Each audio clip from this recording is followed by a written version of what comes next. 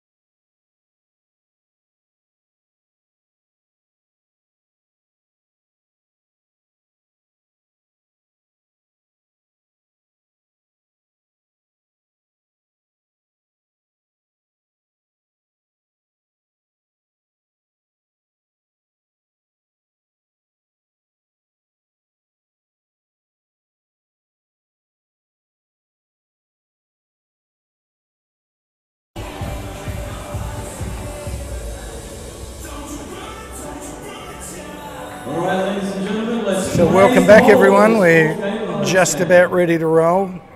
Big Dushan Ruzic for the Bite, sporting a beard, making him look more fearsome than he already is. He's about 6'9" and 110, 120 kilo. Monstrous man. As we know, he throws with that drop down arm that gets plenty of movement, and he bangs a fastball in to start the game off with a strike.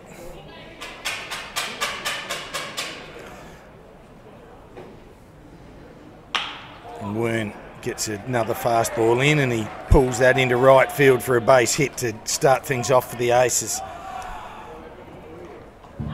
Not so unusual for them. They've started most games with a little bit of a bang, and then either been caught right at the end or not everything has gone their way. So again, we're early season and every win counts, so they'll be looking to put one on the board for themselves as they look to bunt early and get things moving. But Testa fouls it.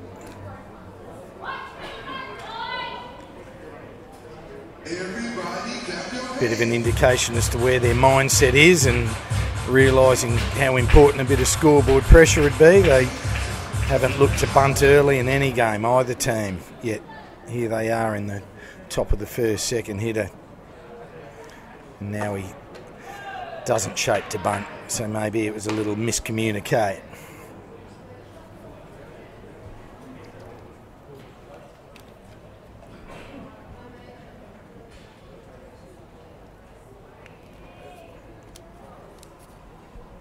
Ruzic gets a pitch move into the outside part of the plate and draws a foul ball for a 1 ball 2 strike count. Obviously with the game scheduled at 1 o'clock on a Sunday afternoon, with every club playing and juniors playing everywhere around South Australia, our crowd's a little bit thin. But hey, if you're tuning in, you've got a good seat, so relax and enjoy, and we'll bring you all the way through to the result. 2-2 count, none out. Wearne on first for the Aces. Testa gets a wayward fastball outside for ball 3 to fill the count.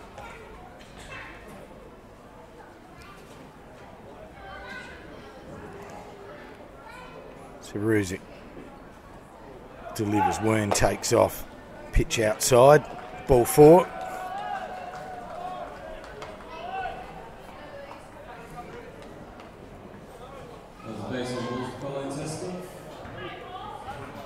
Now up, shortstop Brad Harman.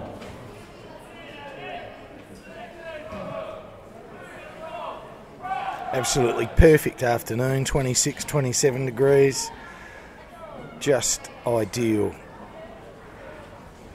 Sun shining, creates its own little issues, but Ruzic tries to get an off-speed pitch over, but not successful.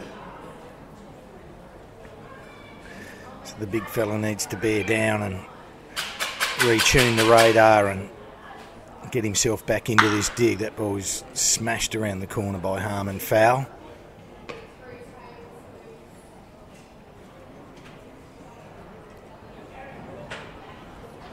They too would know the necessity to get some early scoreboard pressure. And Ruzic is probably only barely touching the low 80s. Gets a slider and Harman lays off of it. It was a good pitch that you'd expect a hitter to swing at, but quality of that man, Harman. Sensed and saw the slider early out of the hand and let it slide outside. So Ruzic again, and that ball's popped up to centre field. Suarez, a little slow to get on his bike, but as all good outfielders, just not to initially rush the ball off the bat, assess the depth of the ball. Always got that little bit more time than you think, and the worst thing you can do is panic and rush a ball that's hit a bit harder than you think and get caught and needing to get back quickly most of the times where the misjudged and dropped catches occur in the outfield.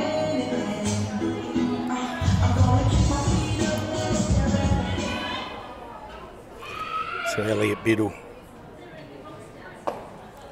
takes a first pitch strike.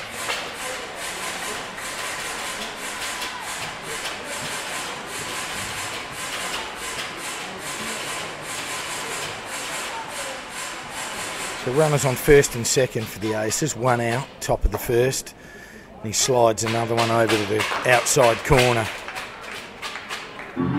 Elliot has a double check and just gets it confirmed that yes, it just caught the outside edge.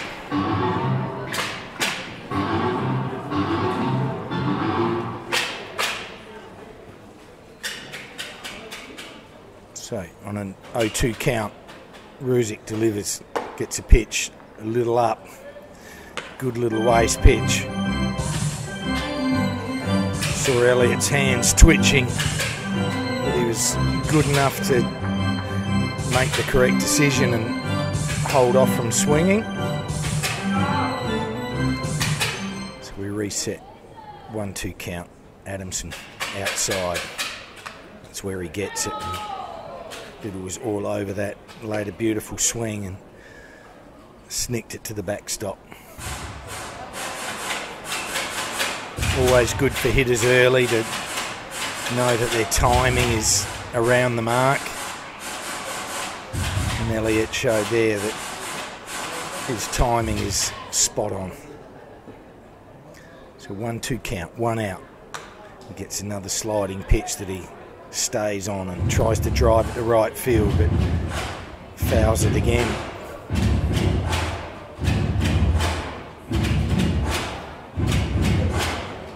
Very casual day here, Norwood Oval. Everyone's still just finishing the coffee, and that ball's inside and flicks Biddle on the way through for a hit by pitch ball, pushing everyone around and loading the bases.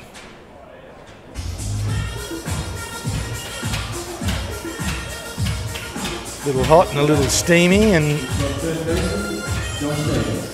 Dushan just having to get off the mound regularly and give his hand a wipe. Just a little bit slippery. No rosin bag out there for him to do the right thing, and he sets to go again. Gets a pitch up and in. Ball one.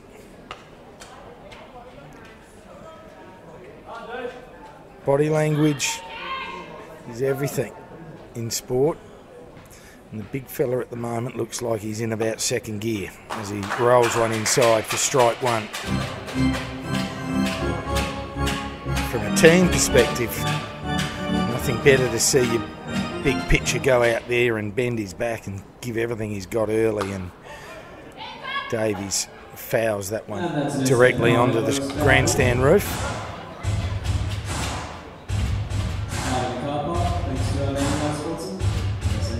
So he needs to find a bit of fire in the belly, big douche. If he lasts four by doing that, well, so be it. But meandering through the first dig, it's not what the bite are looking for as he tries to get a fastball over at 124 kilometres an hour, roughly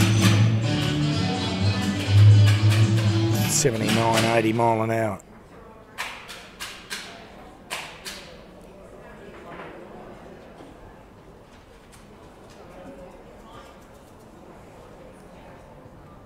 So with one out, infield playing back, looking to turn a double play and get themselves out of this inning. But Ruzic's got to get a ball downstairs and make it happen. Ball's blasted by Davies into centre right field. Bounces into the fence. Suarez picks it. Score one, score two. Stand up double to Josh Davies to get the aces rolling along here in the top of the first inning.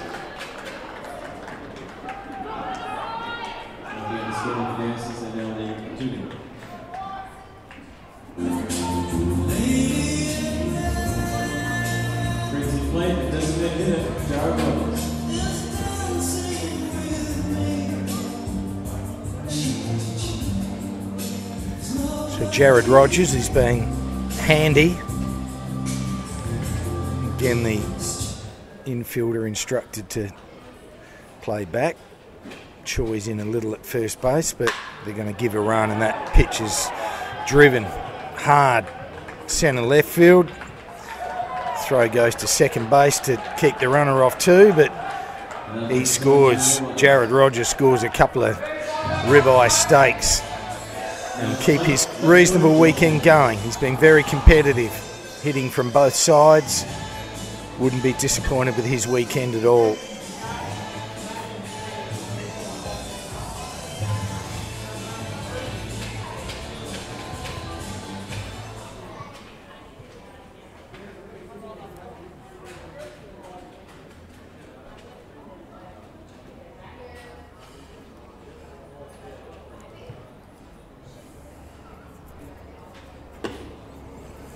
Slides that one outside for ball one.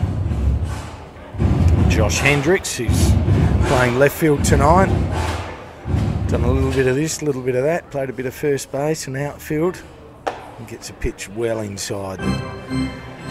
Just misses him.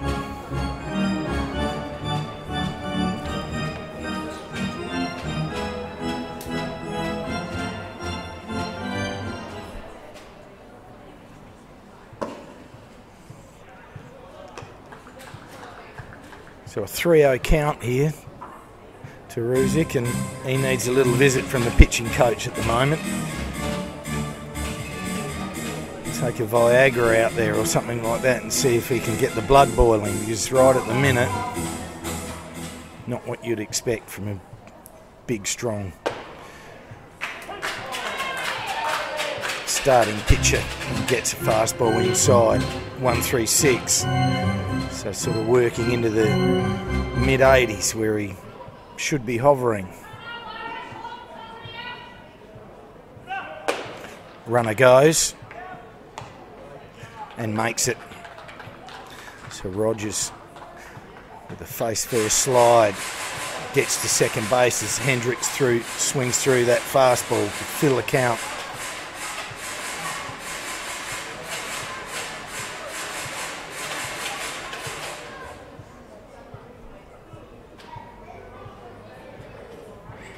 So Ruzic, 1 out. There's a ground ball, third base. Welch stays down on it, collects and works one over to Ji-Man Choi at first base. Now with 2 outs, that brings to the plate first baseman Darryl George.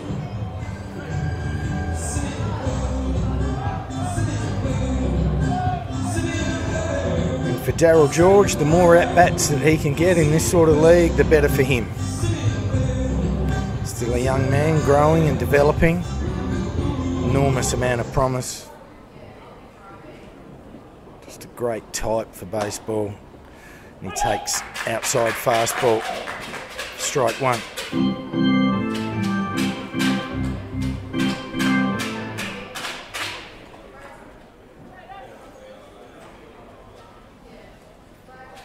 Ruzic again delivers slider that just stayed low. 1-1 count.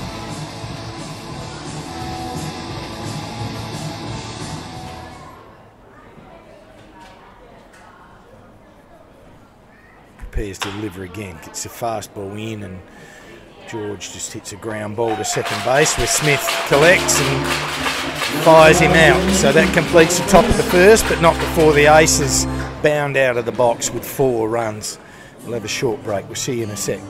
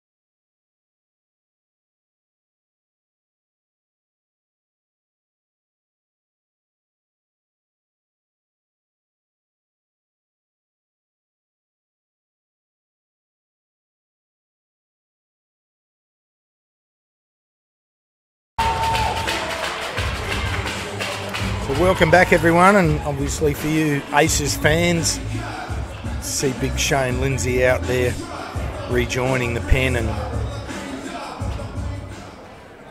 starting this 4th game. No doubt beyond some form of pitch count, probably around 40 or 50 I would imagine, and just to see how much quality you can put into that as to how far he will go.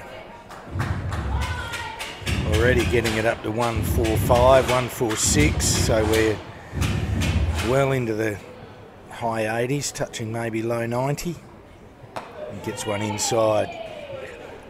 So Cresswell, 3-0 count as the lead-off, and we'll be taking all day until Lindsay can throw a strike.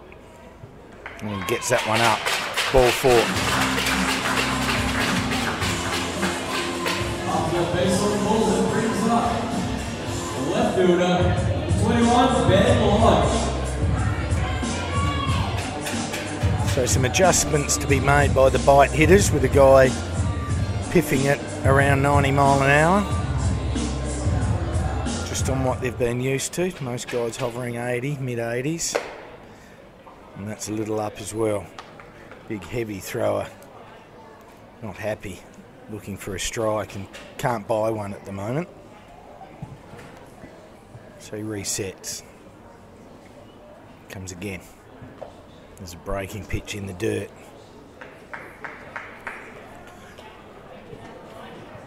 So 6 pitches for 6 balls for Shane Lindsay right at the moment, and perhaps he was watching the Ruzic tape before the game.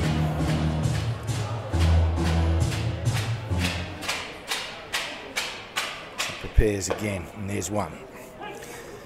Nice pitch. Low and in. Strike one.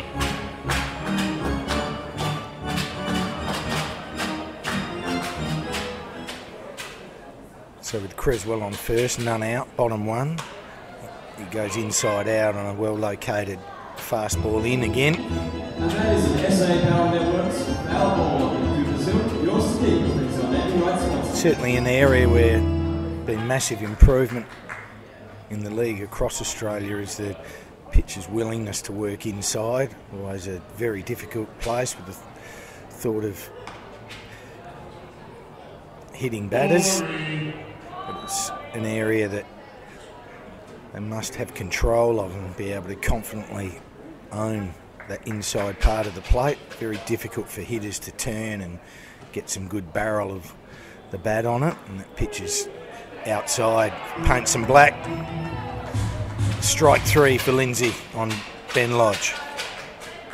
And that brings to the plate third baseman Stefan the Sheriff Welch.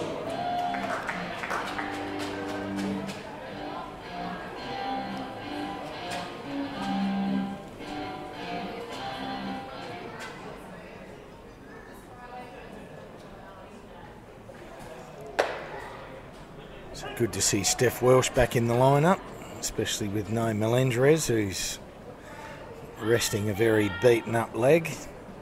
Hopefully not too bad for Nate. We might get some report and let you know, but Welch steps back in after being at a wedding and swings through another superbly located fastball from Lindsay.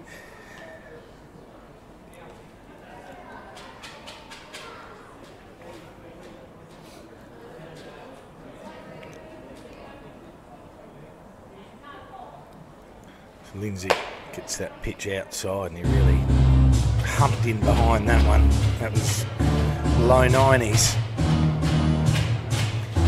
Big man starting to work into some rhythm as he sets and comes again and gets an excellent fastball. Just misses outside. 2-2 count.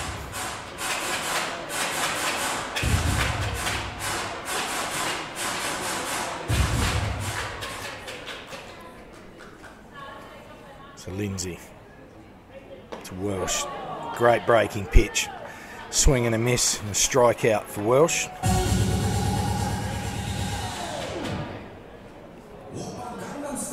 Now coming up to the plate, the first baseman, Ji-Man Choi.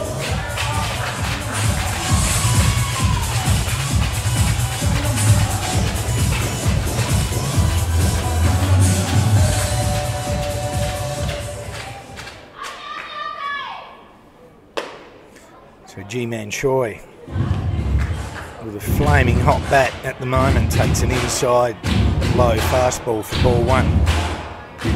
Lindsay had known not to give him too much extension. He'll be trying to bang in as much as he can, and he works outside for ball 2.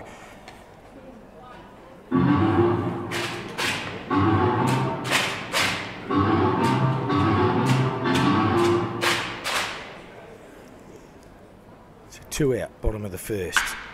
Crashes that ball up the middle, superbly hit by Choi. And in the funny little play where both pivots on a little force out went, and Wearne expecting Harman to throw it, but he said, no, I'll go there and do it myself, and they've nearly had a little 1-2 step at second base. But they get the third out, retire the bite in the bottom of the first, no score for them, 4 big runs for the Aces. Short break, we'll see you in a sec.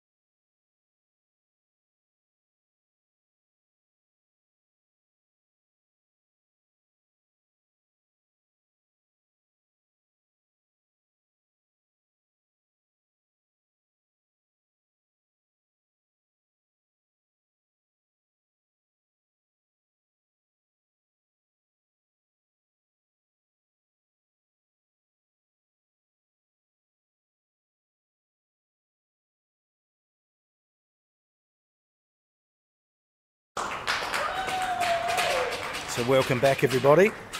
Dushan Ruzic resuming his work.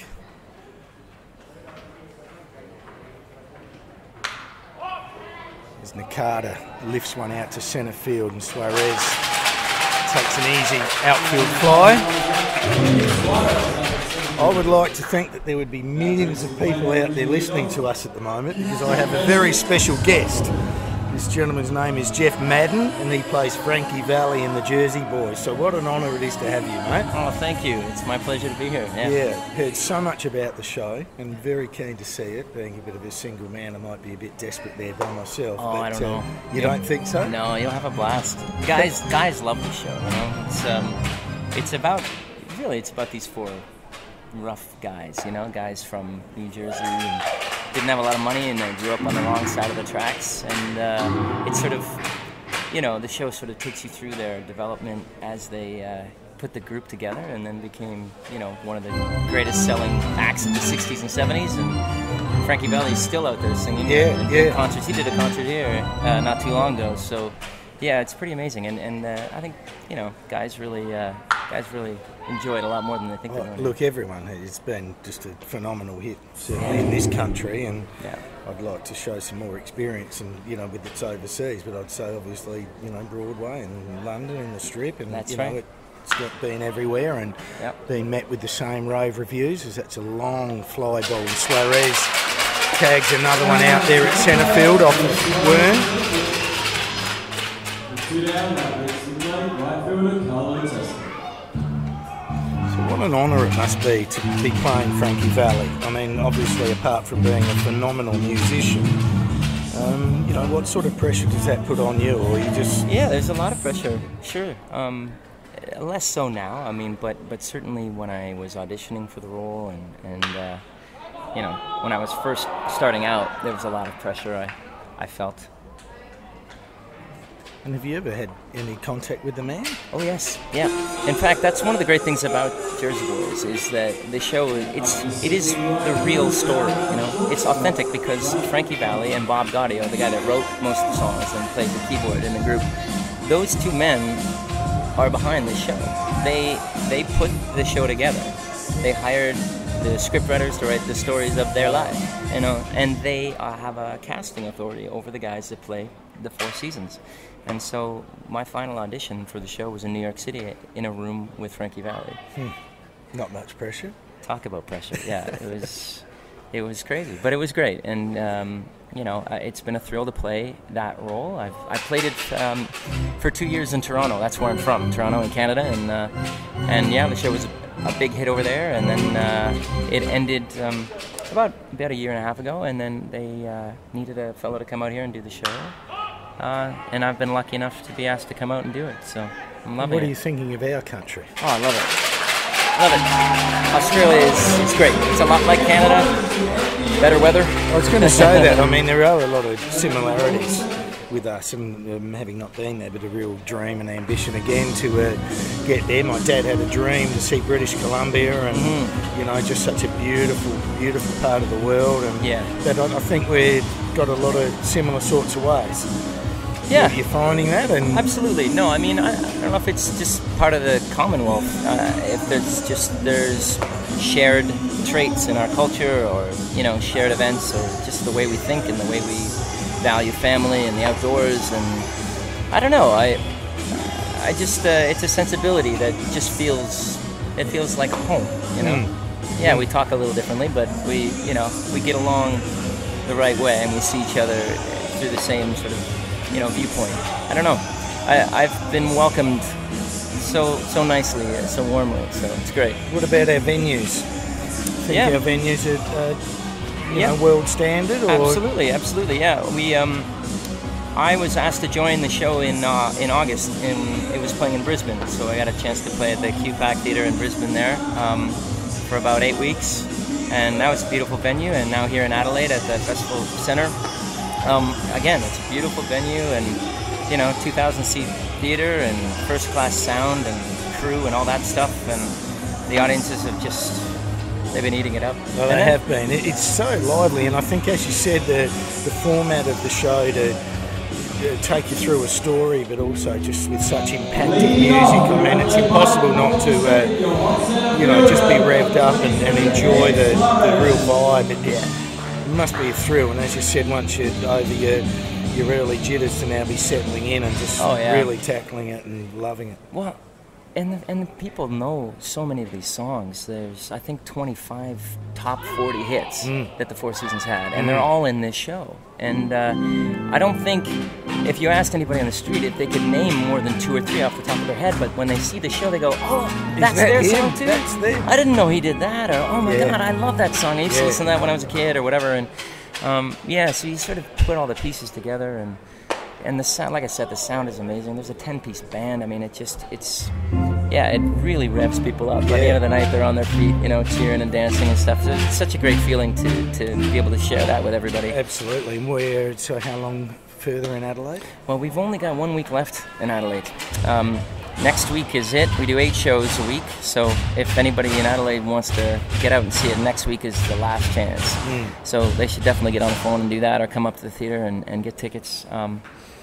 And then we've got a little break over the Christmas holidays, and then we're going to go back to Melbourne, where the show started in Australia.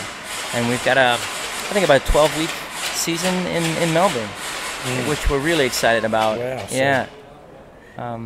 And I don't know if you've spent a lot of time there, but we're very sporty, South Australians, and a little bit of rivalry with our Melbourne friends. I know, it's perfect for today's ball game. And, Melbourne has got it all. They're magnificent sporting venues and great teams, and so we often, us Adelaideans, pick on up and go over there, and we're just, because it's a smaller city here for us to be in Melbourne. It's such a beautiful city, and a bit of age and a little bit of culture. And have you spent much time there, or you haven't been there at all? I've never been to Melbourne yet.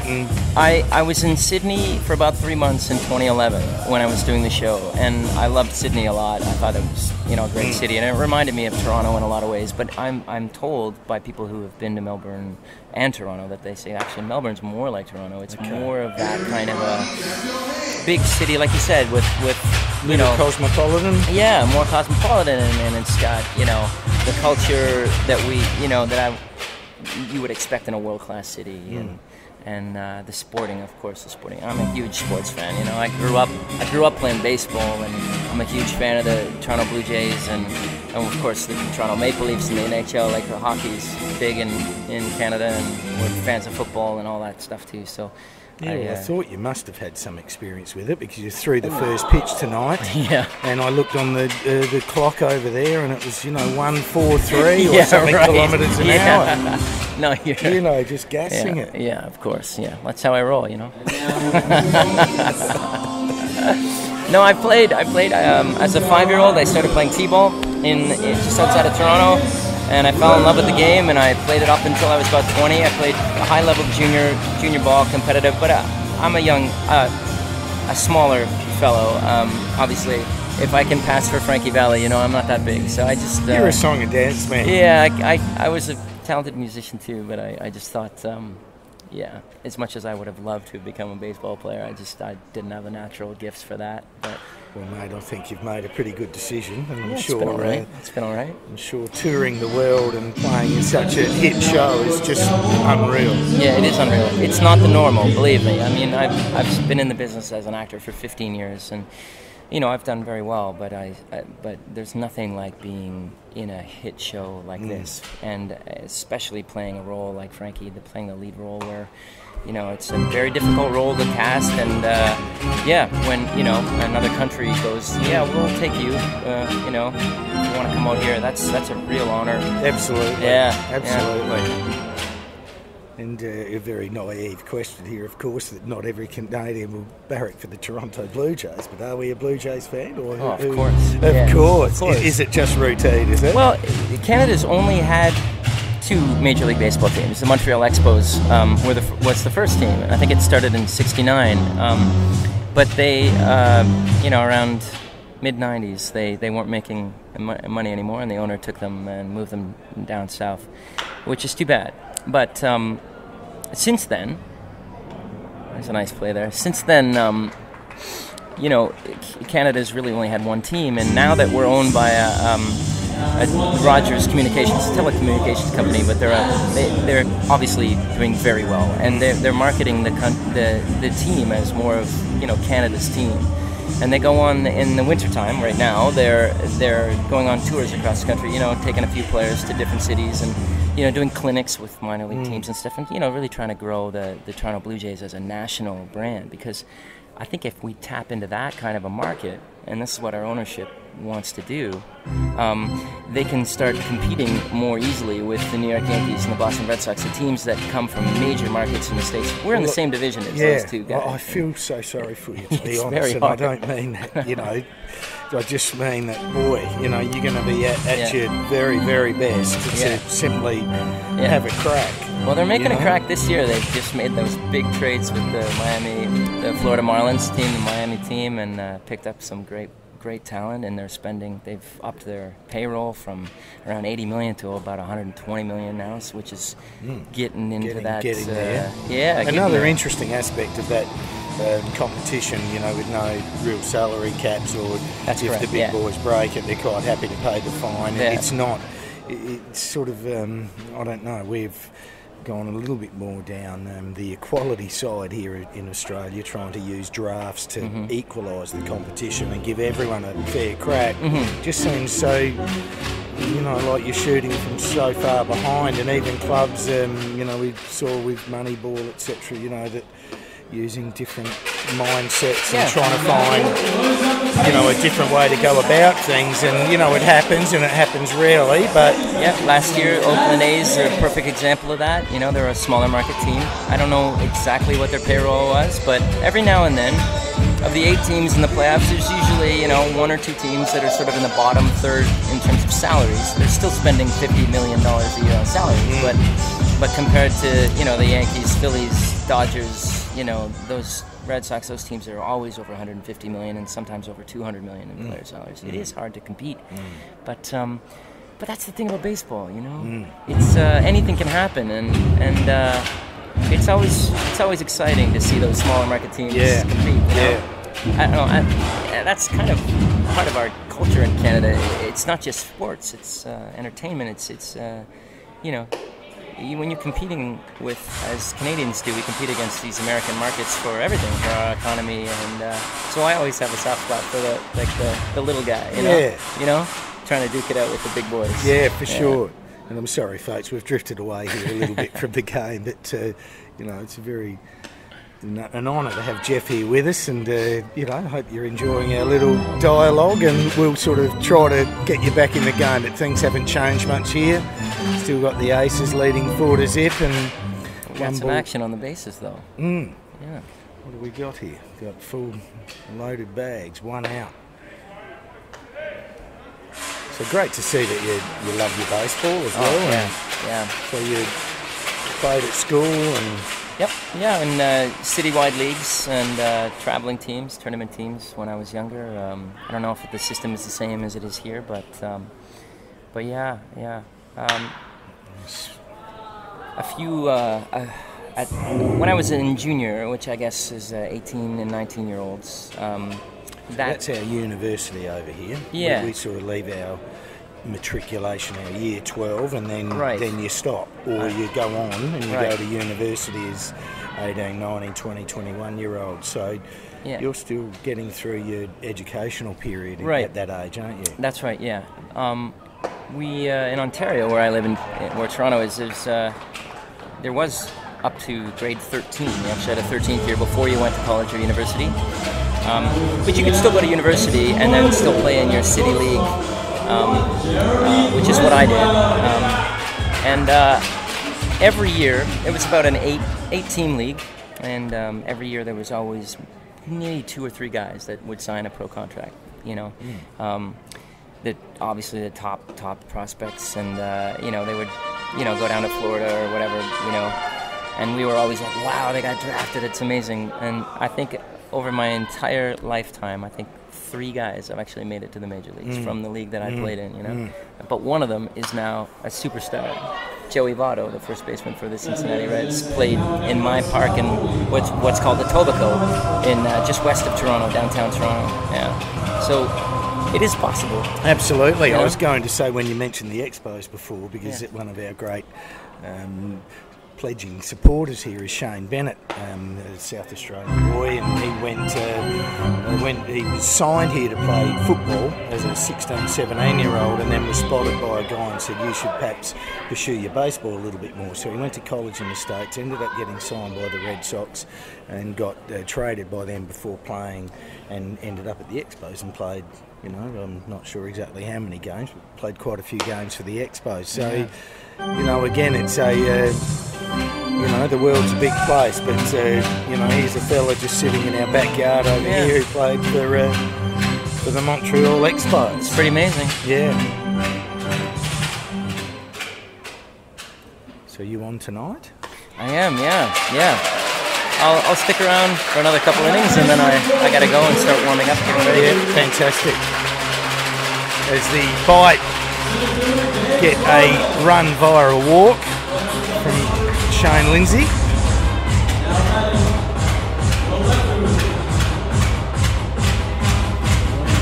So our one of our main men here, in Johnny, his boy is down there, and Timmy, that is the bat boy for the Bite. Oh, right. I met Timmy earlier, yeah. You met Timmy? I did, yeah. And they went and saw your show, and Timmy was just absolutely overawed and loved it. And Johnny said, make sure you get to give him a bit of a sing out, but you've already said g'day, so that will be...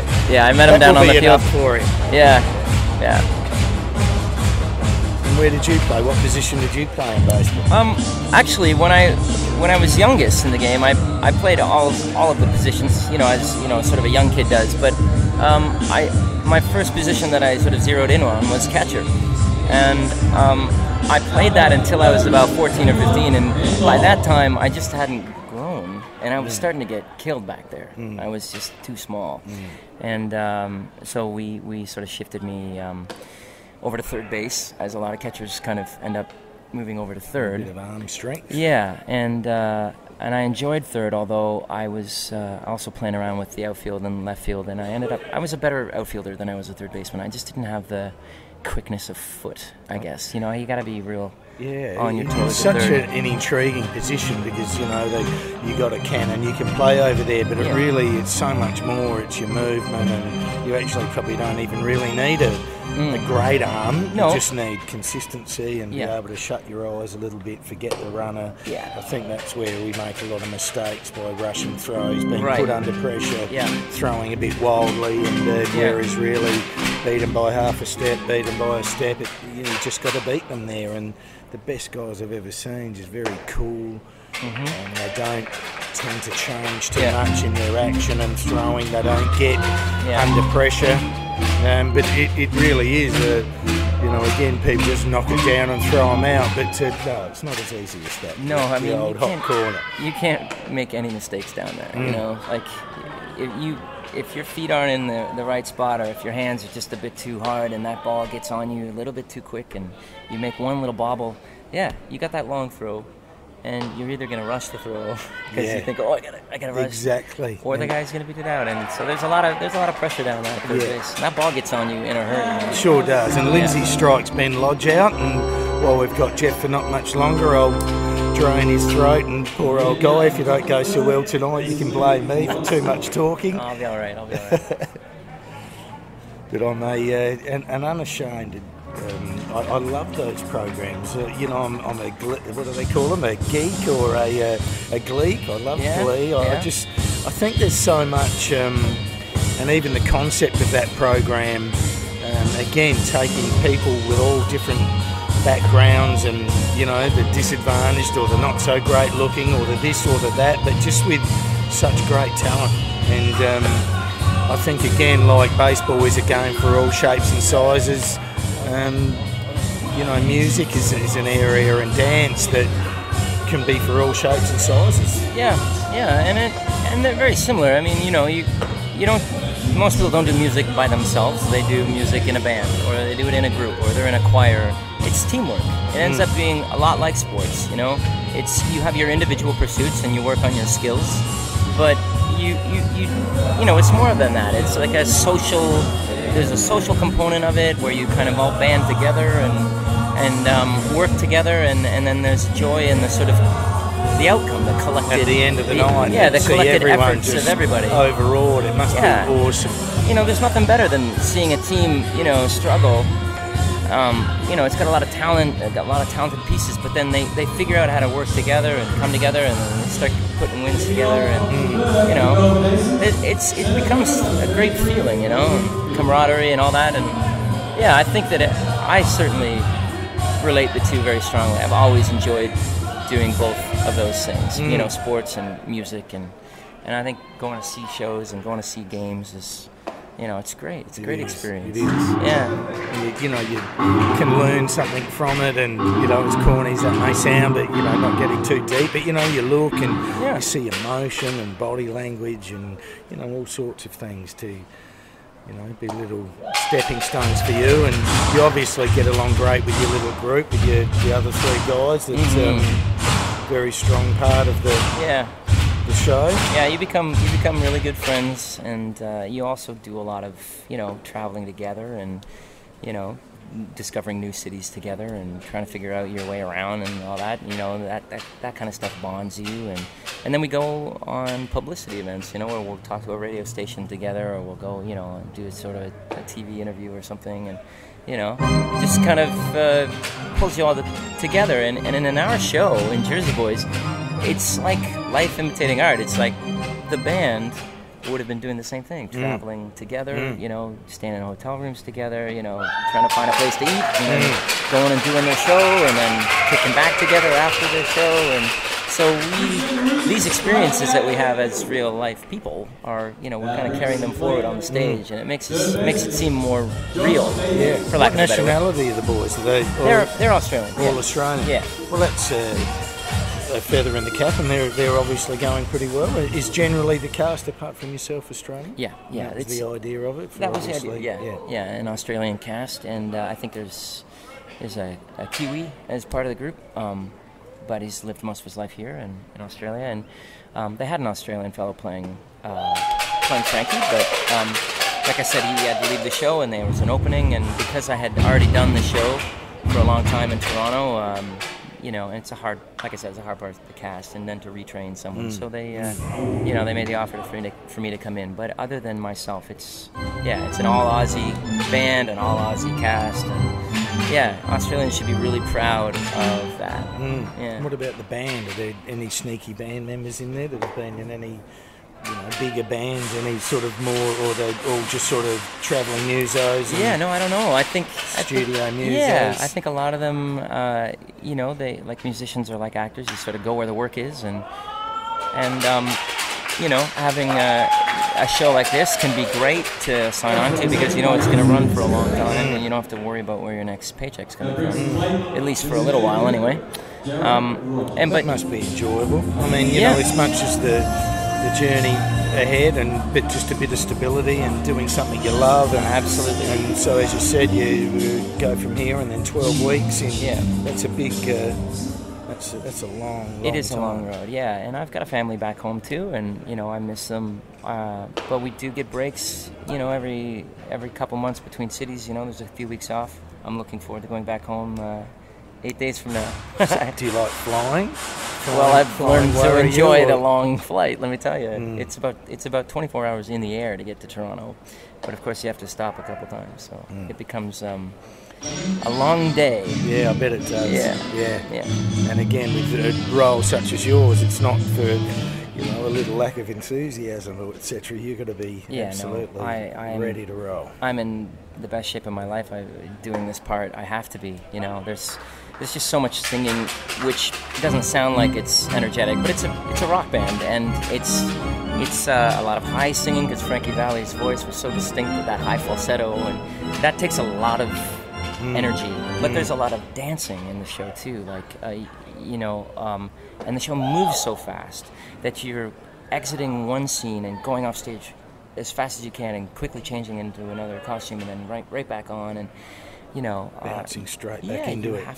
You have to be really, really fit just to, not be winded during this process, Yeah, and so of course there's some, vocal exercises I have to do every day to warm up, and I go to the gym to keep my cardio up, and so that I'm able to do this 6 days a week, every week. It's a massive responsibility. I'm sure people have some idea, but I don't think they have a real true idea of the amount of physical and mental strength to keep on rolling. And it's like an athletic adventure. I mean, it's pretty much just like being a pro ball player. You have to take care of yourself, because if you don't, you can maybe do it for a few days, but then you're going to tweak something. You're going to get a little tweak here and there, and then maybe you're not able to play, or maybe only play half as well as you normally do. And there's pressure. Yeah, and leave alone just a sniffly cold or something. Oh yeah, cold can knock you out for a while. Yeah, but I've been very healthy since I've been here. I think I like the weather better than the winter at home. Let me tell you. Yeah, well, we're been going through a bit of a hot one, so yeah, lovely. Although your immediate future is set, what goes perhaps after Frankie Valli in the Four Seasons sort of roll off the is it going to go somewhere else and you may follow it again, or do you think you're back home and look for something else? Yeah, no, I suppose the short answer is I don't know. I know I'm under contract to go to Melbourne. We're going to open in Melbourne in mid-January and run there for about 10 or 12 weeks. And then after that, I know we're going to Perth. Okay. And we're going to do the same thing there. And then when that finishes, I go back to Canada. I'm on a visa. I'm on a working permit, to come to the country here. And the day my job ends, I have to go back. So I'm going back. And who knows? I mean, Jersey Boys is definitely still running in 3 or 4 cities in the States. It's running in Singapore right now. There's a company in London, England. I mean, yeah, there's a chance that there might be another opening somewhere down the line. But, guys usually don't want to leave this job. They kind of want to stay with it as much as they can. So we'll see. If not, then I'll go on to, hopefully find some other work as an actor in Toronto and maybe hopefully stay a little bit closer to home, so I can. That'd be nice. So you can spend some time with your family. And Frankie obviously must be pretty happy. His superannuation being beefed up quite nicely at the moment, because it's just having such an effect on people. I mean, you just sell out crowds every night. For as much money as they made, the Four Seasons made over their careers in the 60s and 70s, I think they're probably making more money in the last 10 years off of Jersey Boys than they made in their whole career. Yeah. Amazing. Look, I'll give Jeff just a little rest of his voice for a moment. Thank you. We'll have a short break and we'll be back with you in a sec. So how...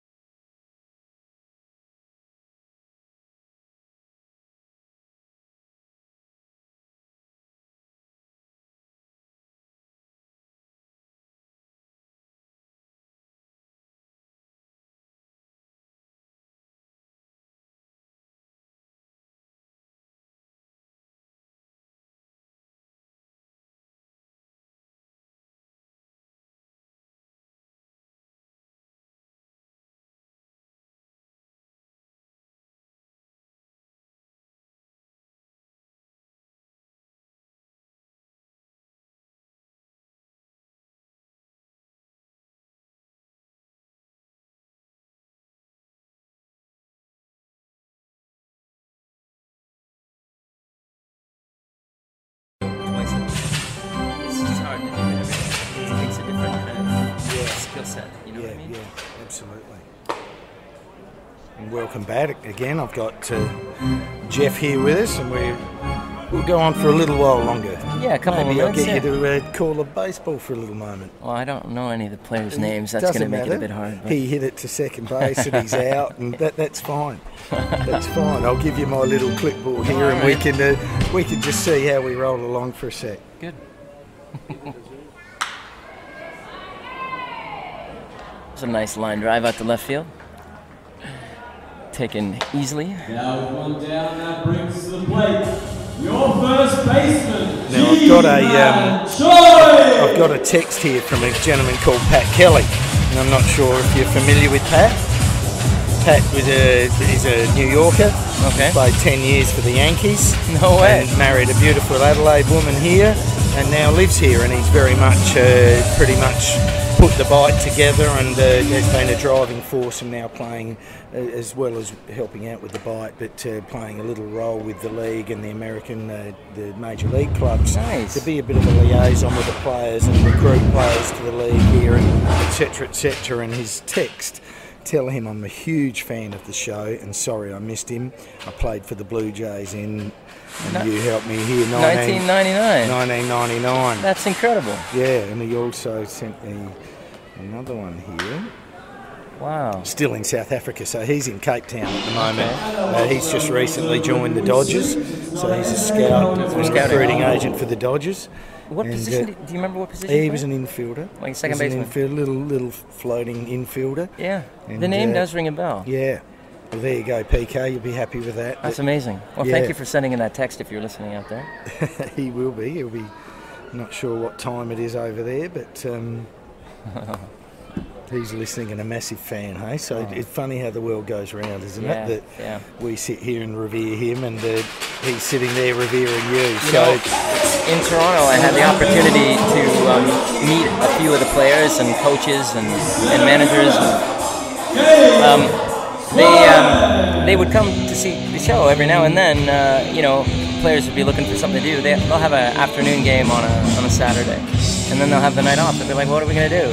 And so every now and then they would jump in and have a look at the show. Yeah, so I got to meet some of these guys and hang out with them after, and just chat with them, and it was kind of like a boyhood dream come true. Yeah, and as you said, I think as Elliot Biddle. It would have been one of those tough plays where Choi thought it would be caught, so he's heading back to first, but it dropped and he's forced out at 2. So we roll into the bottom of the 3 here with 2 out, and the score with the Aces still leading this game 4-1.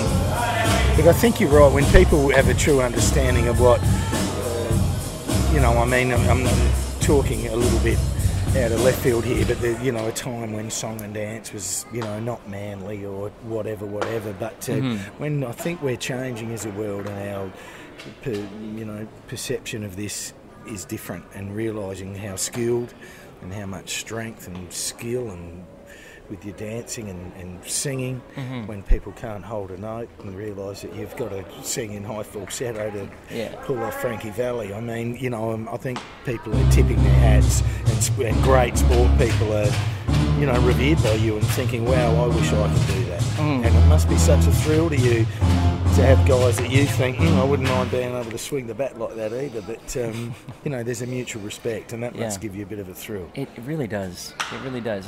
You've described it perfectly. Yeah. There's a shot. And that's bang. Howard smacks one over the top of the left fielder, Josh Hendricks, and he gets a stand-up double and pushes Suarez around to third base.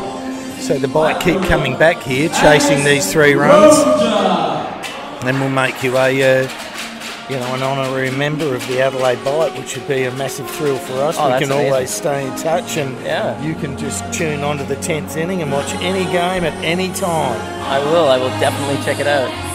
Maybe catch you guys when you come down to Melbourne. I think you're coming down. We don't travel. Unfortunately, we're just the little blokes up the top. We pay. The team is going. The team is going. Yeah. Okay. Yeah, and there's actually an All-Star game there on the 16th or 17th. We'll be there. Sure. You'll be there. Yeah. So but we may Wow, depending. I'll have to check the schedule probably won't fit, but that's where, they have pick a couple of all-star teams, the best that we got here, and they play an all-star game in Melbourne, and they've just recently done up that facility, and it's a little bit out of town, but it's a terrific facility, and to have the best of the best there would be also a great game to watch. But as you said, scheduling's everything. Oh, it sounds great. Yeah. I think that's right around when we open, is right around the 16th. Is that a Saturday? I don't know. Anyway. Yeah. I think you're right, and I'm sorry I can't be of... No, it's all right. I probably should have the facts and figures, shouldn't I? Oh, it's all good. It's all good. Hopefully we get a 2-out base hit here. That'd be nice. Get back in the game. Score a couple of runs and...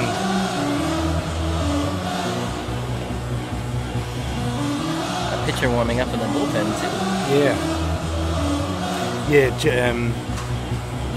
Shane Lindsay is a signed pro, and just joined the roster this week. They have their mandatory little rest after a big season in the States, and come back and just have a little rest to recharge the batteries. And so he's rejoined the group, but he'll be on a pitch count.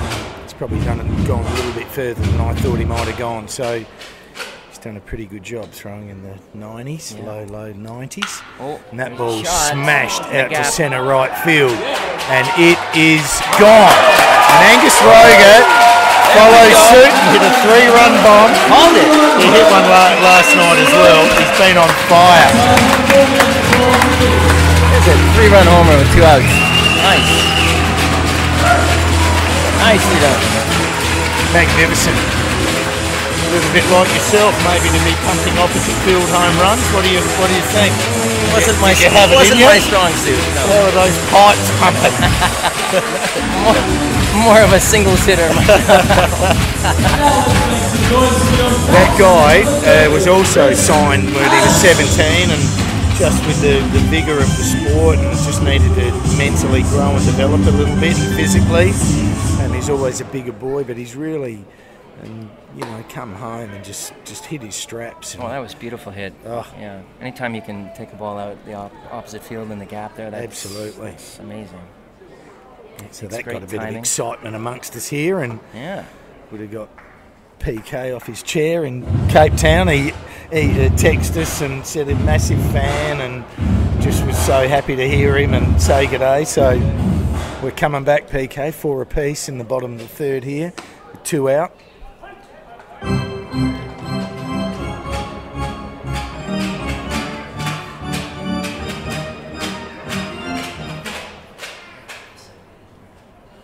So Lindsay gets one inside that Adamson avoids. Have you seen any of our Aussie rules? Yeah. Not live, but I've been watching a little bit on TV. When we were in Brisbane back in August or September, I think there was the grand finals were on. So I watched that with the cast. That was pretty good, wasn't it? Yeah, I like the game. I know any sport's difficult when you're a little unsure of rules and etc. But Phil Dale, the manager, heading out to Shane Lindsay, and that will be the end of him. Yeah. He'll be relieved by McGrath. Yep, Daniel McGrath, left-hand throwing Aussie. I had the pleasure of going to my first cricket match, the final day of the Test match against South Africa at the Adelaide Oval, not too far from here. Well, it's a real shame that the Oval is in sort of a rebuilding stage, because it's quite a quaint, dainty little oval. It's world renowned as a cricket venue, and people from all over the world. I mean, there's Lords in London or in Great Britain, and just some grounds around the world just have something special. And I mean, the MCG where you're going, the Melbourne Cricket Ground, is also a massive venue, and can hold over 100,000 people. Yeah, I'm looking forward to it. We've got tickets to go see a 2020 game. Oh, that'll be awesome. Yeah, one of the days off there. Yeah. I love cricket. I've actually played a little bit of cricket back home, and so that's the sport that I knew more about. I didn't know much about Aussie rules football. I knew that there was rugby, and I couldn't figure out the differences. Yeah. But now I've got more of a handle on the 3 different versions of the game. And yes. Yeah. Leave alone, of course, soccer, which right. the pure soccer called football. Of course. So we're all sort of getting a little bit confused here, but we've got our rugby union and rugby league and Aussie rules, and great game of soccer and cricket. So soccer taking off in Canada. Certainly from I saw the female side. I think right. in the last World Cup they went very well. Right to the finals, against the Americans, and nearly defeated them, which would have been a massive win for Canada. The women's soccer is doing well. Men's soccer team nationally is not doing well at all, but we have, I think it's the MLS is what it's called, the Major League Soccer League. Yes. The league that Beckham is in LA. Galaxy? Yeah, the Galaxy. There's a team in Toronto, the TFC. Okay. And they routinely sell out about 17 or 18,000. Yeah, phenomenal, isn't it? Yeah. So there are, because Toronto is a very multicultural city as well, and it's got lots of little communities from just about every country around the world, and they love their soccer, and it's doing really well. Yeah, I've never been to a game yet, but tickets are hard to get, as you can imagine. And put on your little travel cap at the moment, and for us Aussies sitting here, and just with regards to Canada and the vastness and the broadness and the various spots to go, and what you mind, obviously Calgary with the Stampede, and British Columbia, and well, I would think Aussies traveling to North America. If you're going to go to the States, you would land in LA, and if you're going to go maybe to Canada, you might land in Vancouver. That's pretty much a good entry point. Vancouver is a gorgeous city, a world-class city on the west coast in British Columbia. And I was born not too far from Vancouver, and the mountains are there, and the coastline, and many people feel it's the most beautiful part of Canada. Just nearby Vancouver, just sort of as you move east, you get the Rocky Mountains, and that sort of separates British Columbia and Alberta, where Calgary is, and so you can get some just beautiful, gorgeous, winter type settings. It is just glaciers and mountains magnificent. And skiing and resorts and things of that sort. And of course, Calgary hosted the Olympics, the Winter Olympics in '88, so they have a lot of world-class venues. Of course, hockey teams, NHL hockey teams in Vancouver and Calgary and Edmonton, all massive, sorts. isn't it? Yeah, but Canada's a massive country, and it's a long way to get over there from the rest of the country. And Toronto, of course, an amazing world-class city.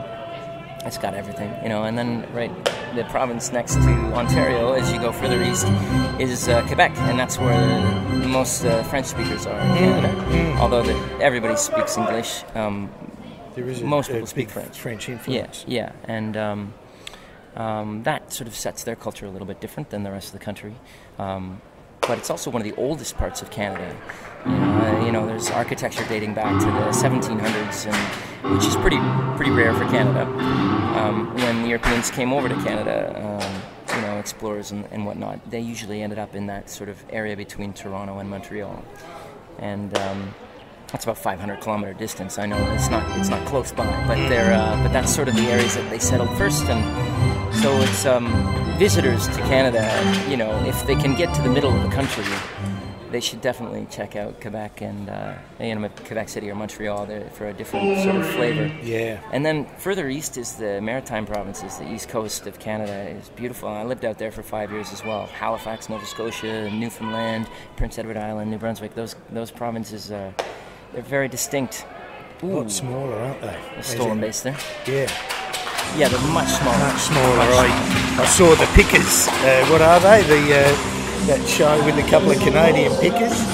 You probably don't watch much television. I perhaps have got too much time, but there's a couple of Canadian dudes, and they travel the country scouring for for junk that they turn into treasure, of course. But it also shows you a lot about the country. And they coincidentally were at Newfoundland and that the other day, and it was really quiet. There's so many different landscapes, and of course, I'm just talking about places that are sort of more known.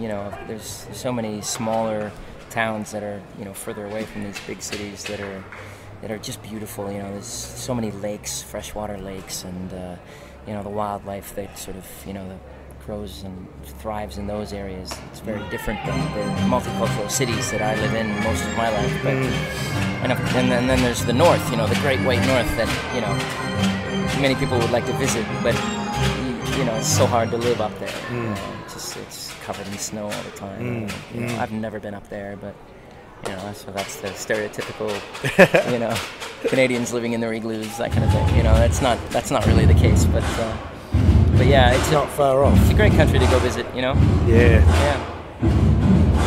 What about our wildlife? Have you ventured and seen? Any kangaroos or koala bears? I've been to a couple zoos and a couple sort of wildlife places, and I've seen some kangaroos and wallabies and koalas and things like that. I love it. Even just the birds that I see flying around are very different than the birds. Of course, there's pigeons everywhere, but some of your just regular birds flying around the streets. I'm like, oh my God, I've never seen that in my life. That's beautiful, And that's what I remember playing golf with a couple of Japanese people, and of course, for them to play golf is, either got to be very wealthy or very lucky. Not a huge amount of golf courses, and that's what they said. Just to be wandering around a golf course and hear birds chirping, etc., was just something so incredibly free and natural about it. And I think we take it for granted a little bit here in this country. We're still very young. And I remember I played golf just outside Sydney when I was there last year with my dad when he was visiting, and the first hole we both teed off, and for some strange reason both our balls ended up on the fairway. But anyway, by the time we got down to our balls, two birds had come and taken our balls off the fairway and flown away with it. I kid you not, man. It was like... Oh, now you're telling some stories. No, I kid you not. I could not believe my eyes. I don't know what kind of birds they were, but they were big. Big black birds with big long beaks. Oh, they're crows. Oh, man, it was unbelievable. Well, they didn't... I don't know what they were, but it may have been. Yeah, your Aussie versions of crows, but that's amazing, isn't it? Amazing. Yeah, and we just figured, we got our birdies on the first hole. We weren't going to do any better than that. Well, that's what you get for being, smarty pants and knocking them down the fairway. I know. That's the rest of the day we were in the woods. We were fine. Great game, golf. Yeah, love it. So you get out on the course a bit? Not too much. No, our schedule being as it is, it's not easy. Well, it's a big time commitment to play a game of golf, and I need to, I need to rest and take care of myself during the day so that I'm ready to go by time for the show. Yeah. Well, we've got a beautiful golf course here, Grange, where one of my good buddies is a member, and if you did happen to have 4 or 6 hours before you left. Yeah. Not going to happen. And there's a long ball by Lodge to centre right. It sure does. There's 1 scored, 2 scored, 3 scored. So the Bide are on fire here at the moment, leading 6-4. And I'll take this opportunity to say goodbye to Jeff and just thank him so much for coming up. It's been a real pleasure to have you, and I wish you all the best with your great show and playing such a major role. Thanks so much. A wonderful guy, and it's been a real honour. It's been a pleasure to talk to you and enjoy the afternoon here and watching a great game. And go Bite. Hopefully they'll pull this thing out. Absolutely. As we said, one last plug for the Jersey boys. If come and see it. Umming and ahhing, one last week here, ah. one last week in Adelaide, and then we'll be in Melbourne in January and February and March. So come and see it. Fantastic. Yeah. Been great, Jeff. Thank you. Thanks a lot. Cheers. Hey, bye-bye.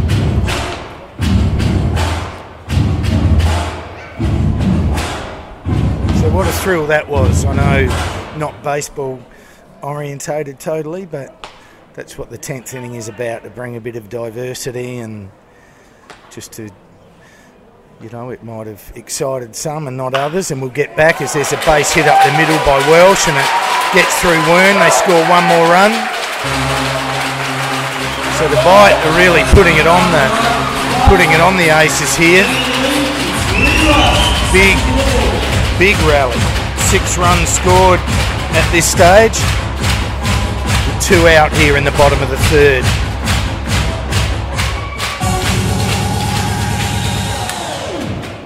Now on the plate, first baseman, Ji-Man Choi.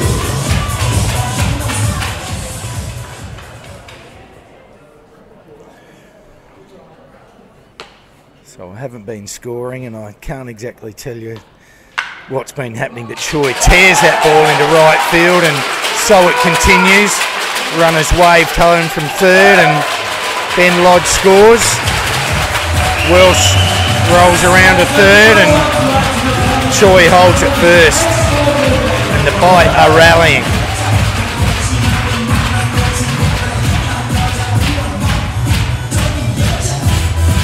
Fantastic thrill it is for us guys here, us couple of little blokes in Adelaide, trying to put this on and show you a bit of baseball, and we get to speak to such a legend like Jeff Madden playing Frankie Valli and the Jersey Boys. Give you a bit of an insight into his world, but a real true baseball lover. Daniel McGrath is relieved as his duties, and Andrew Mann's coming out. So hello to the Mann family who have been tuning in. So Andrew's got a real opportunity here at 8-4, and in the bottom of the 3rd they work through some innings. So we'll just let Andrew do his preliminaries and we'll be back in a couple of minutes and resume.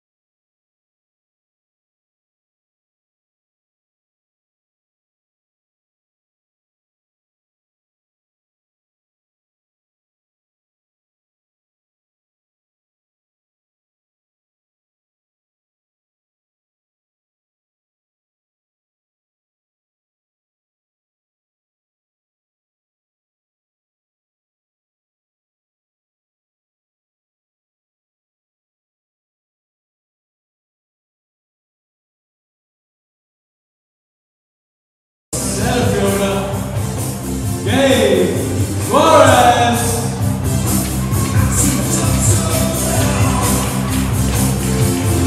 But welcome back everyone. Andrew Mann climbs the hill for the Aces. 3rd pitcher used so far, and things have stalled a little bit for them here in the bottom of the 3rd. And a nice little lead, and it's been completely turned on them with the Adelaide Bite leading at 8-4 in the bottom of the 3rd. Gabe Suarez, runners in the corners, Choi and Welsh for the Bite. And there's a nice slider that Suarez ended up getting nowhere near.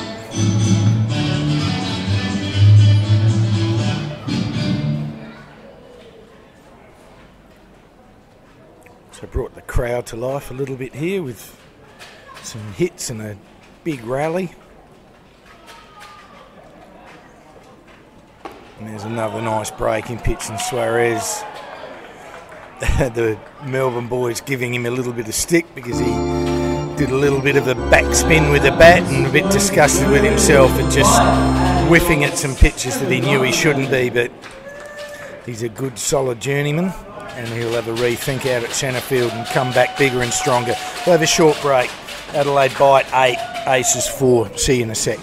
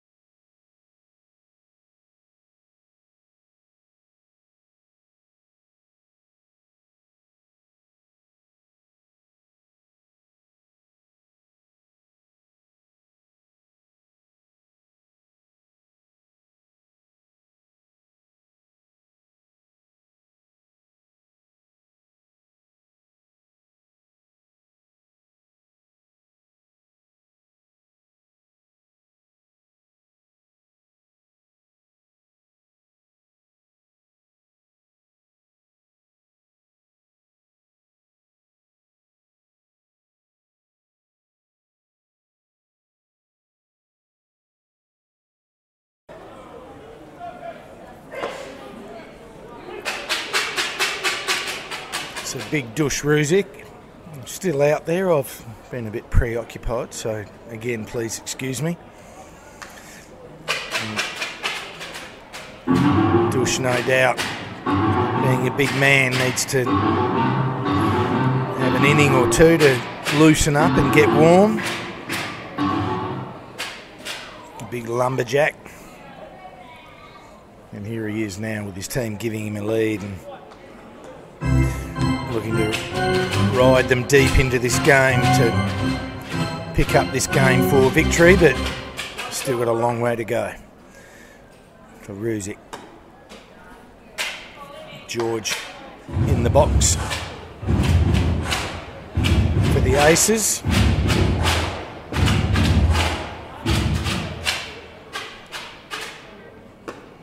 There's a lovely pitch, just a heavy slider. Just paints black outside and gets rid of George.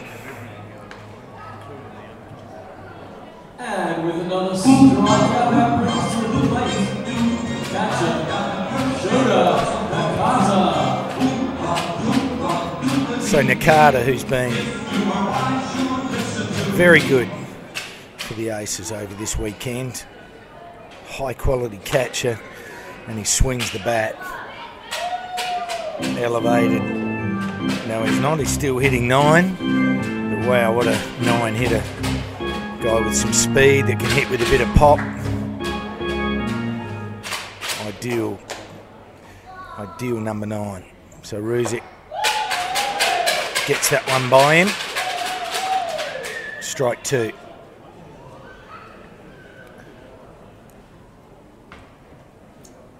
Again, just a little pause from Ruzic.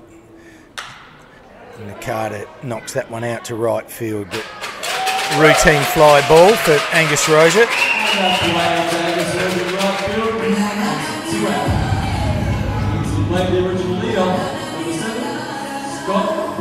So we're always looking to be interactive with you folks. I know it's a lazy old Sunday arvo, but get on the old computer or your iPhone and send us an email, livebaseball@the10thinnings.com.au. Let us know what you're feeling and how things are going, good, bad or indifferent. We're big, we can handle it.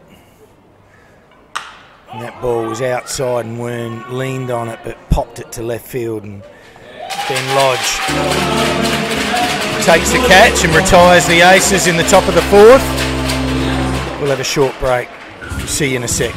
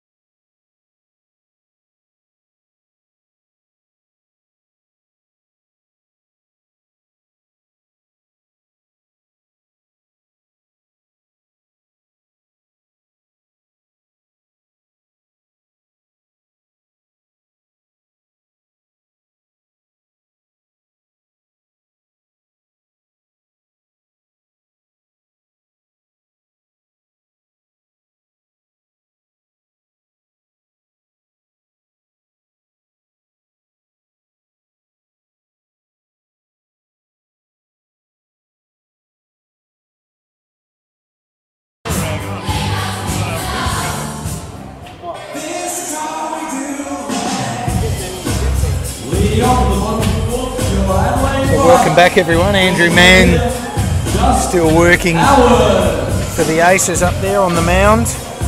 Billy Hawkins, shout out to Justin Huber and from his Melbourne fans.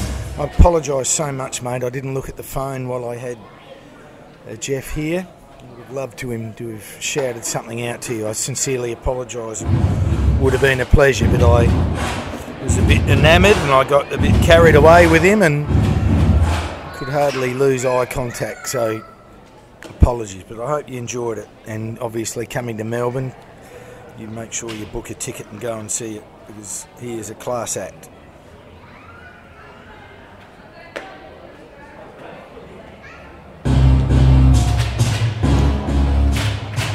Mike Fuser, never bored of hearing from you, mate. Never bored. So I'm glad as that ball's lifted high down the right field line. 3 guys going for it. Carlo Testa was the one that ended up needing to take it, and the big fella in sliding just got it off the heel a little bit and couldn't quite take the catch. So great to hear from you, Mike. Hope you're going well and the family. Always a pleasure, so no dramas at all.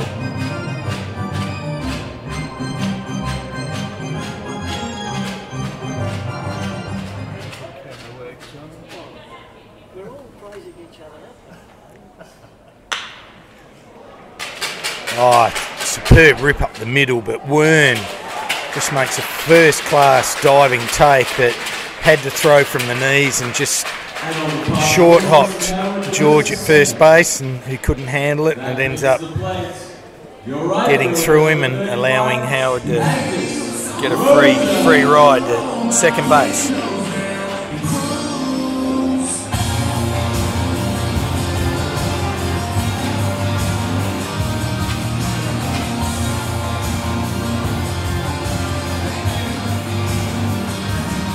Keep those emails rolling in, livebaseball@10thinnings.com.au.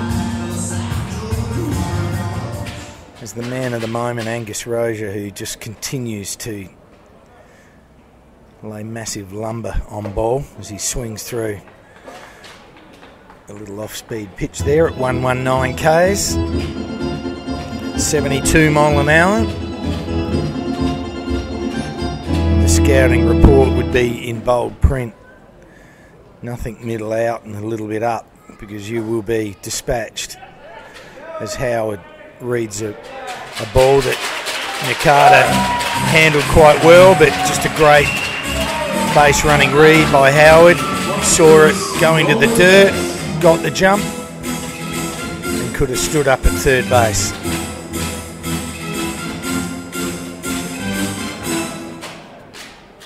So 1-1 count on the mighty Angus. Bite lead at 8-4. Bottom of the 4th dig. Still a long way to go. Everybody clap your hands. Went from a series where runs were at a premium to floodgates have opened. So who can pitch their way through this and play solid D and stem the flow?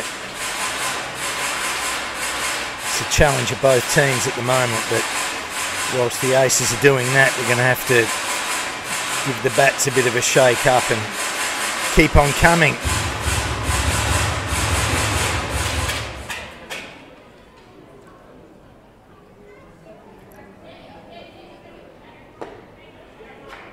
That pitch is just inside, so they're really fiddling around here with Roeger, which is fair enough.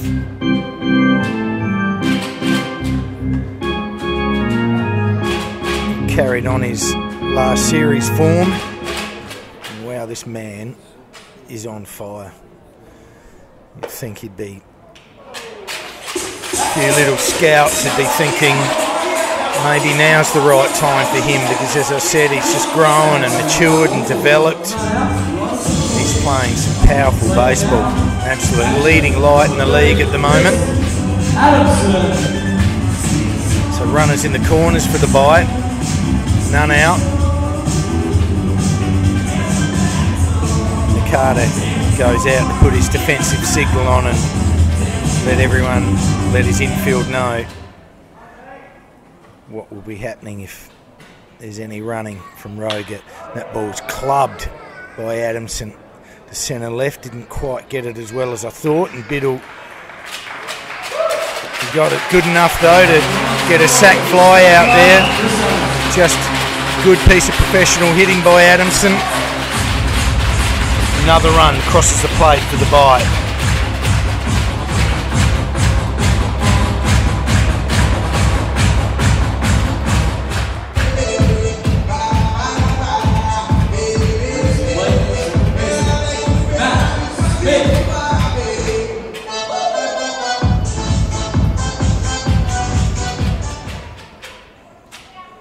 So Matt Smith with one out, runner on first.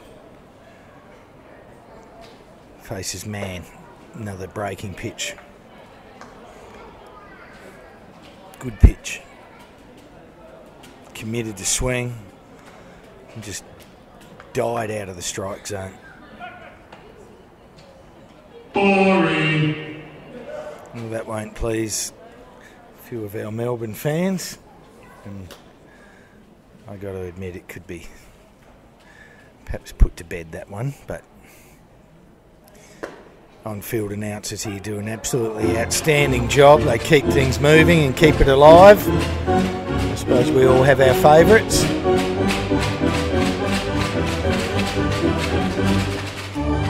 So turn a blind eye to that one. Just put it down as a day at the baseball. Oof, that ball's piffed over the top of Smith's head.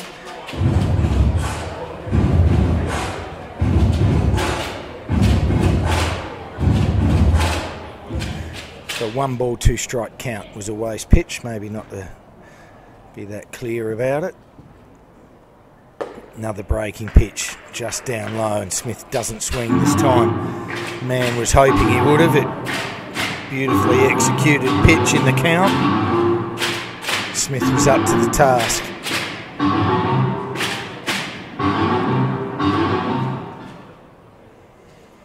So he shapes up as man does a little spin move to first base, seeing if he could get Roeger napping. The bite are sharp right at the moment. There's another pitch outside. Smith tracked it hard.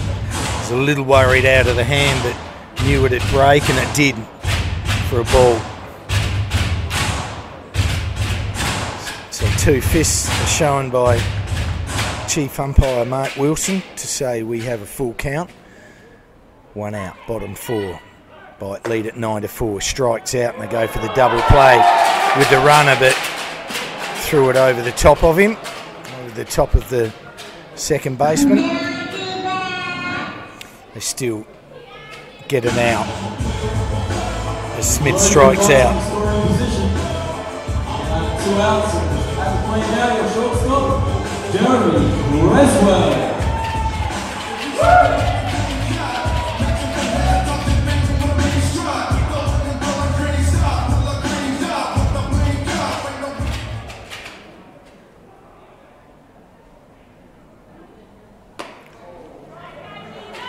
Swing and a miss from Jeremy Cresswell.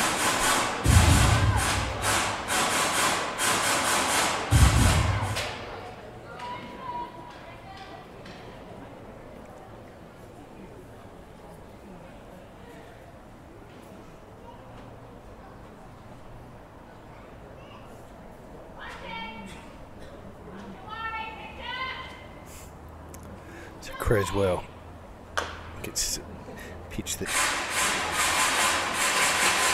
feints inside, and he pulls it around the corner. Foul ball.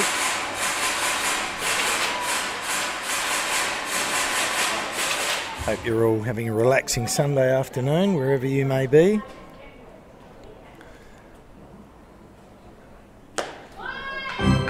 His man pitches that one outside. Ball 1.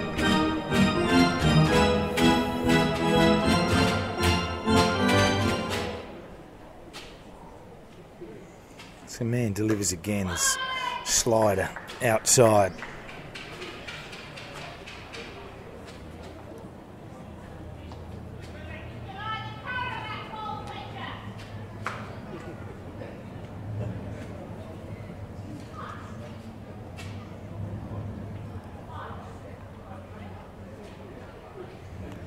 So, man, gets one outside that Cresswell just leans on.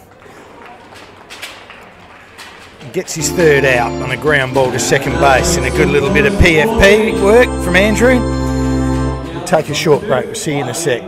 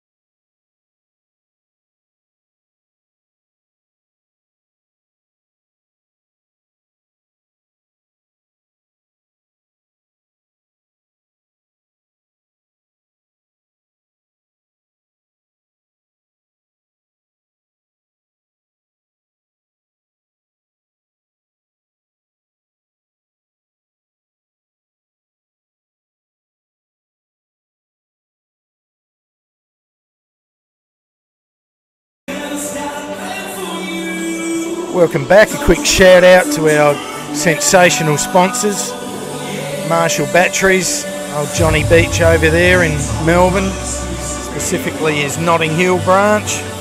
Been asking you all weekend to put this number in your phone, 95440407. As we know, people that put so much into baseball, not only on a playing sense but on a sponsorship side, guy like Beachy, who just so generous, that we've got to support him. So whenever you're in need of a new battery, Marshall Batteries is the only name for you to remember. Holler for a Marshall, give Johnny a ring. Battery delivered and fitted from $135, 24/7 all throughout Melbourne. Just a great deal, and if you say you're a baseball follower, you'll get a few extra bucks off as well. Just a magnificent sponsor. Great guy, Johnny Beach, and Marshall Batteries, high quality. So help him out. Holler for a Marshall. As Ruzic keeps rolling along here, Carlo Testa comes to the plate.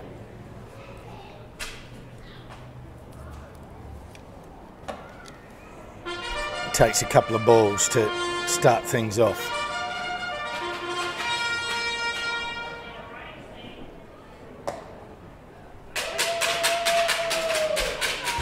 Ruzic fires in a strike that Testa takes and gets one down and in that's called ball. Working much better, hitting that 140 mark, moving into the mid-80s where he should be lurking, and Testa, nice swing, but fouls that one off.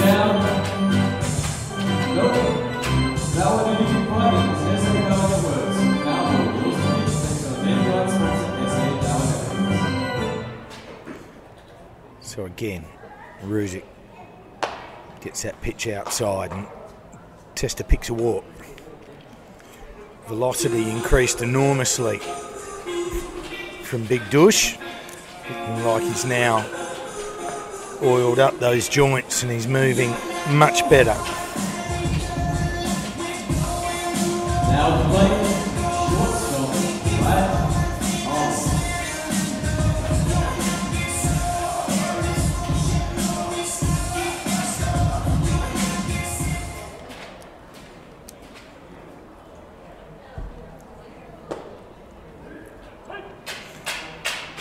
Starts Harman off with a cold strike.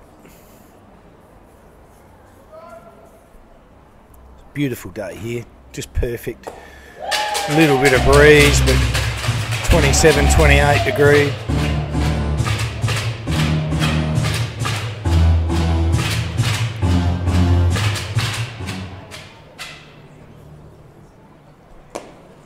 That ball slid outside.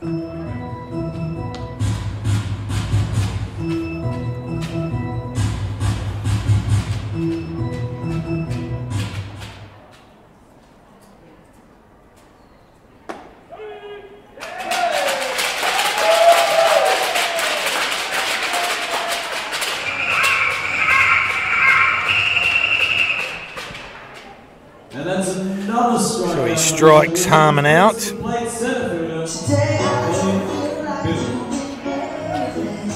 little email here from a great man Beachy saying Berwick were 9-0 winners against Werribee. And they go level top of the Division 2 ladder after Williamstown lost to Newport yesterday. So good stuff, Beachy. No doubt your flame throwing and massive left hand swinging did the job for the old Cougars.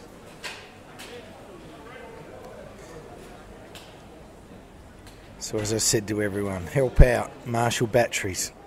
Holler for a Marshall.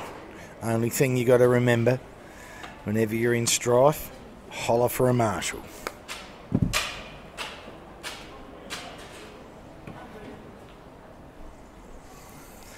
So back we come, one out.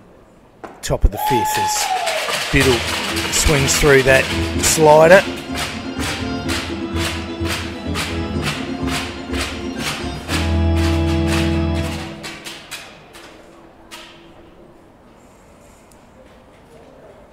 Hope I'm not boring you to death out there. Quite possibly could be. As Biddle gets one off the end of the bat for a foul ball.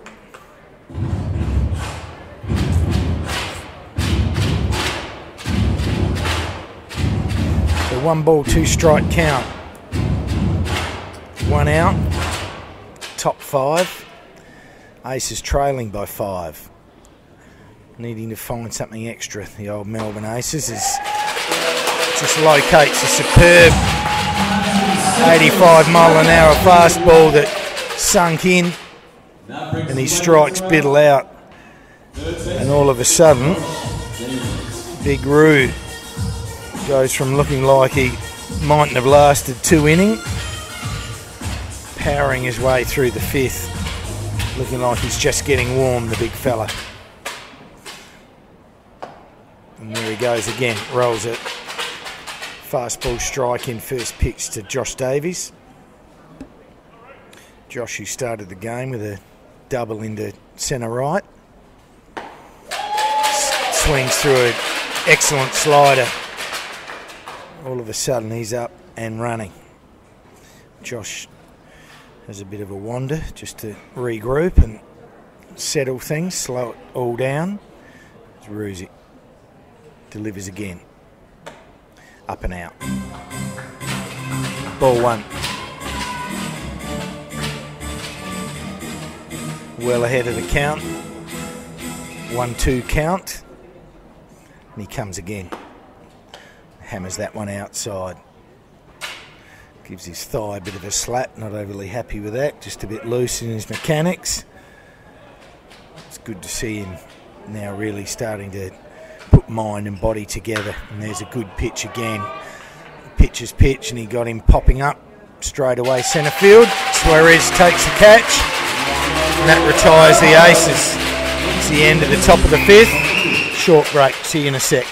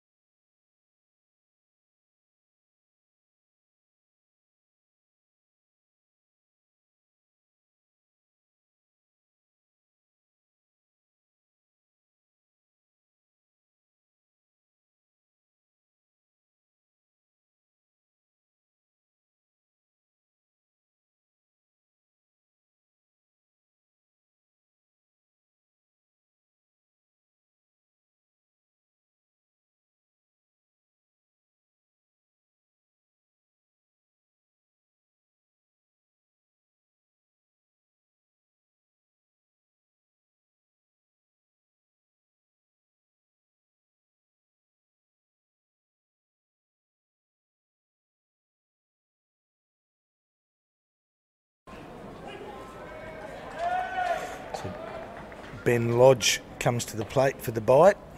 Andrew Mann still wheeling away for the Aces.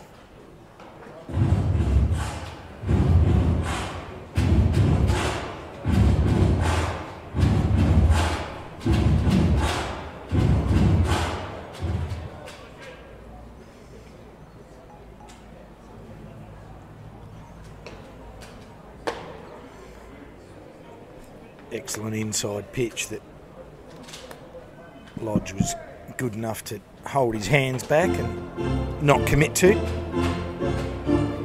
1-1 count. Didn't like the ball. Get rid of it. Give me another one.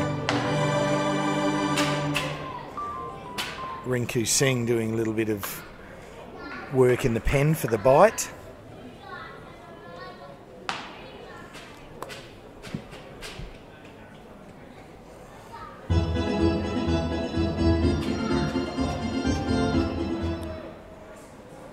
I'm sure the Adelaide bite would be absolutely wrapped. Be able to be full of confidence and scoring some runs and let manager Harris work his pen. Get everyone out there in good circumstances with some run support.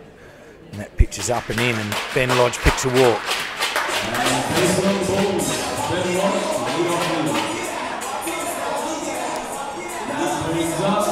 Third baseman, Stefan Welch.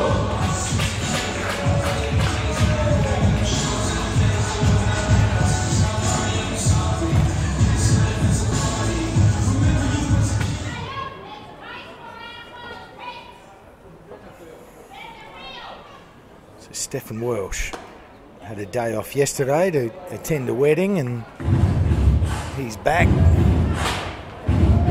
Great player he is. Heart and soul of this group. Very mild-mannered guy. There's a little ball over the fence in centre field, and Elliot's struggling to locate it. Unless it's an illusion. It must be just a little shadow under the fence, which looks like it's a ball, but Elliot's telling us, get on with it, nothing out here. Pitch is outside, and Nakata picks it out of the dirt.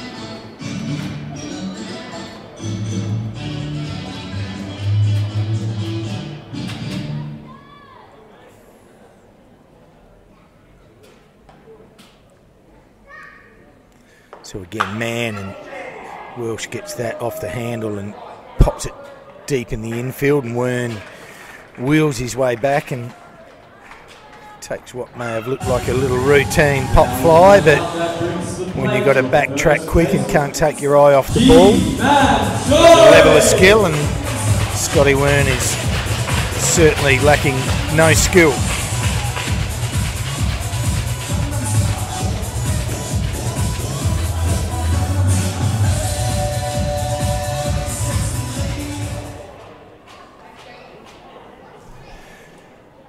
So Ji-Man, been awesome, just been springing off his bat, and he drives another one down the right field line, hits the fence, bounces back to Testa, who relays into 2B.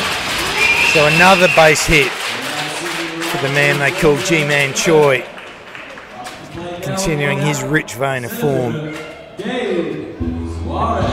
Whoever signed him was obviously a man with a very good eye for a baseballer. Wonder who that is. So Gabe Suarez. With runners in the corners, one out. Bottom of the fifth. Adelaide bite leading at 5-4. And Suarez swings through that one a little bit ditto. It is his last at bat that he was really disappointed with himself, so he's going to have to regroup here and change something, because they'll just keep feeding him those little sliders. Sends a change up down the middle, but ball one.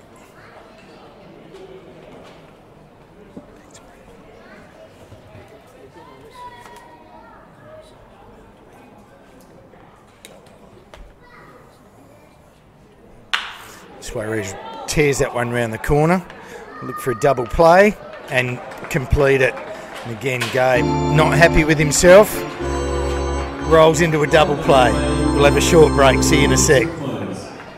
The bye leading 9-4 and heading into 6th.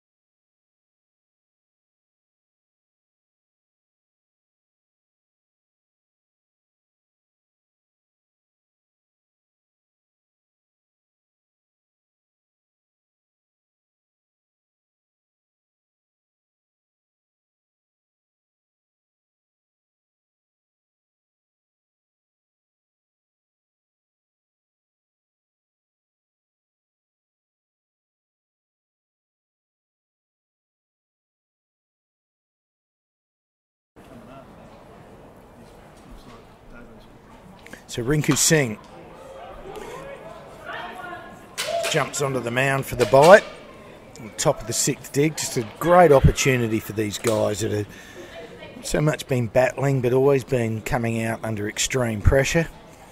And today, you know, they can relax their shoulders and say, all right, I've got some run support and the boys are hitting well. There's a few more runs to come and I can go hard at it knowing that a hit or 2 or 3 isn't going to hurt. So really awesome stuff for Rinku. As my main man Pete has been telling me and talking him up a little bit, seeing some real improvement in him, and we're all behind him. And there's an excellent change up from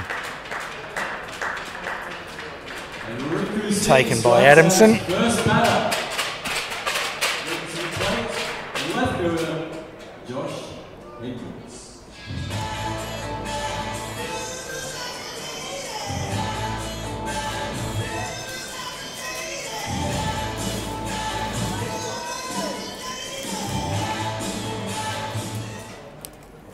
So Josh Hendricks.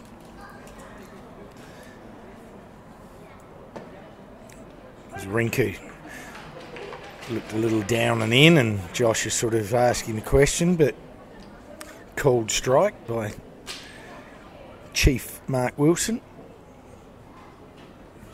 And there's a nice line drive into right field for a base hit for Josh.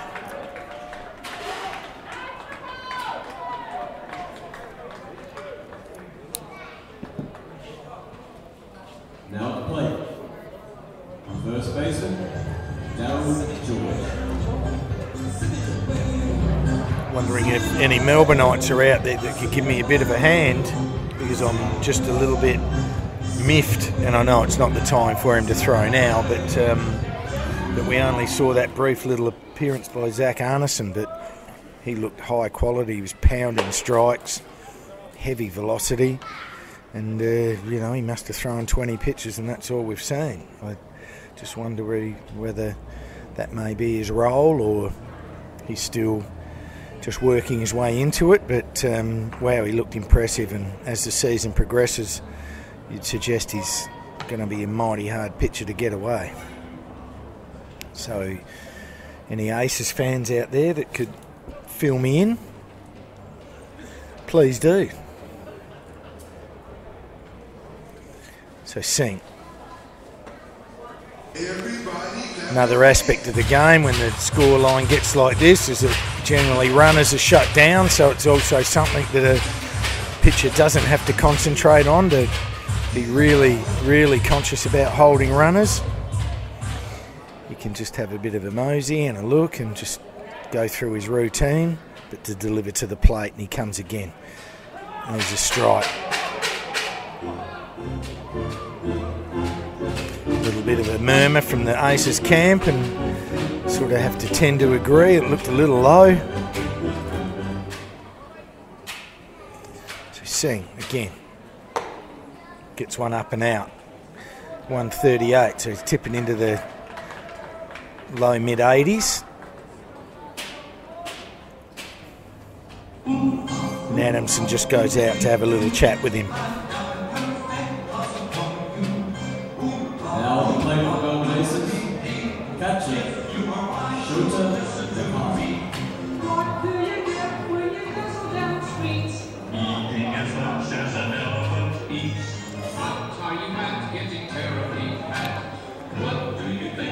So Nakata comes to the plate. One out, runners on first and second for the Aces. And this guy's been swinging it. And he swings at a perfectly located pitch outside that for a strike. As I've mentioned before, really impressed with this lad. Young, quick, superb catcher. Right from the moment that I heard him catching Koishi in the pen yesterday, and to hear the crack in the glove at a guy throwing 130, 135k an hour.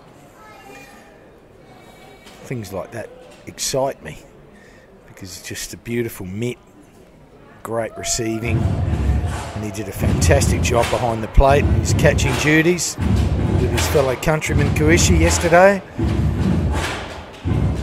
Hit the ball that well that he's taken the DH slot, or maybe Hughes is still just having a rest, and he gets one inside out, but gets it out to centre right, advances his runners around. Another piece of good hitting by Nakata.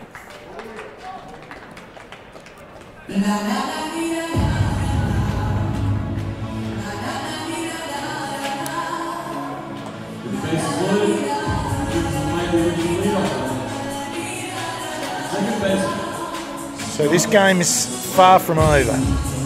5-run lead is nice,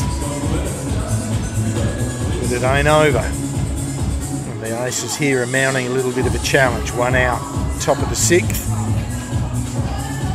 Got loaded bases.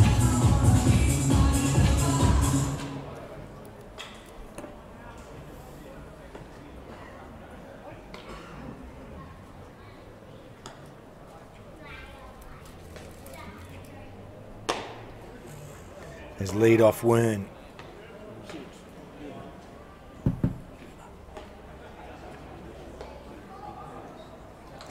Well, Justin Huber's actually come into the game for all of you Aces fans, and I know there's thousands of you out there in the wonderful state of Victoria. So you'd be pleased to see. So nothing was ever too much wrong with him, but class act. And a super important part of their side, just weren't going to niggle something that could do with a little rest. But it's crunch time for the Aces, and they know it. And what a perfect opportunity for Justin to stamp his mark on the game. He gets one out. And again, Adamson calls time just to have another little chat with Rinku.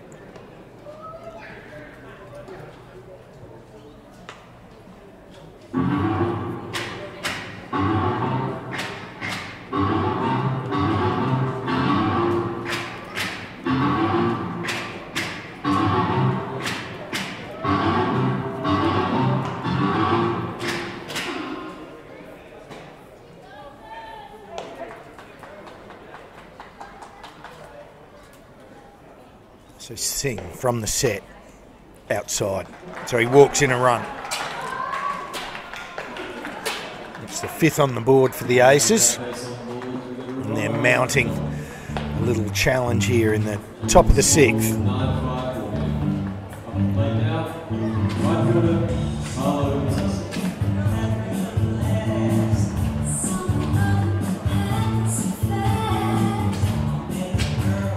Pinch run for Huber.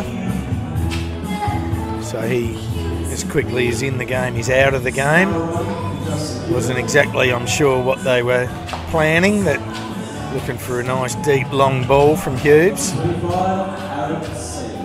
Still can only do what you're doing. That's the act that he is. He knows his zone and doesn't swing at bad pitches. And he got 4 of them to walk in a run. All good for Justin as he has another rest and gets ready for next series, which is coming up pretty quick for the Aces. There's a long ball by Testa, centre straight away, centre field. Oh, Suarez is having a little bit of a purple patch of that he wants to forget. They score 2.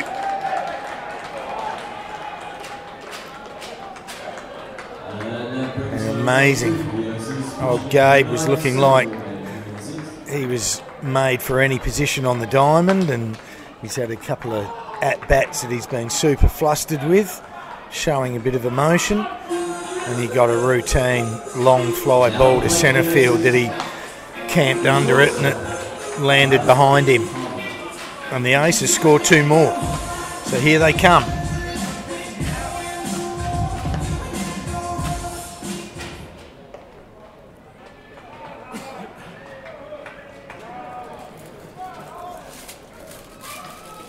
Now the very dangerous Brad Harman takes it low in strike.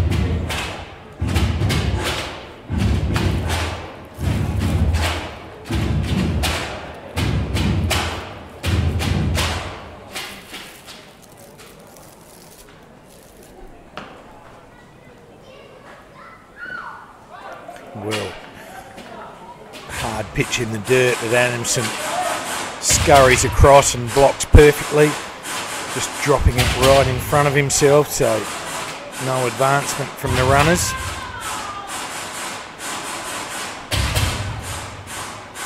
This is a very, very important time of the game.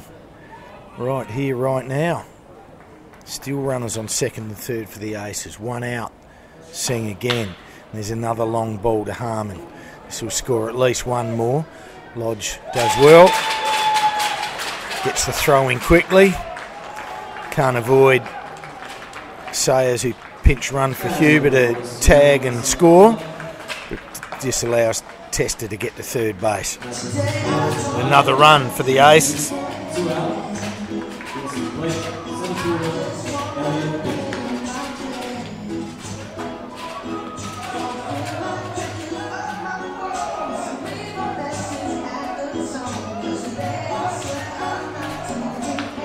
So things change pretty quickly. We've got a 1-run ball game from what looked like the Bite were semi-coasting, and a smash, and there's how good Cresswell is. He wasn't even looking and it went in his mitt. The runner ran straight in front of him at a very, very important time. But Cressy just being in perfect fielding position, and the ball went straight in his mitt, and he gets rid of a smashed ball by Elliot Biddle. the Aces bounce right back. We've got a ball game on our hands. 9-8 the lead for the Bite. Have a short break. See you in a tick.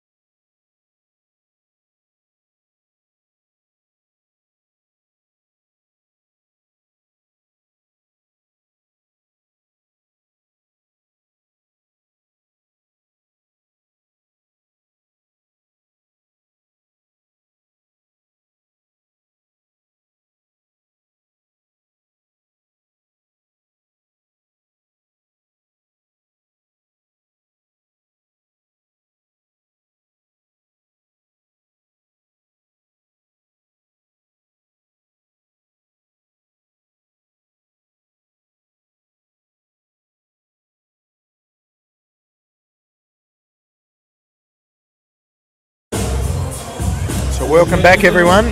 Bottom of the 6th inning here after the Aces put a 4-spot at the top of the dig to bounce their way right back into this game. And thanks to Xavier Player, who said to me that the Yankees have him on a pitch inning count. I just thought his little outing was very short, and I appreciate that he's being restricted, but Howard cranks that one into centre right field for a base hit. But maybe now that this game is taking shape like it is, there might still be a little outing left in Arneson. It'll be great to see him out there again. It's such a thrill to watch a power pitcher at work.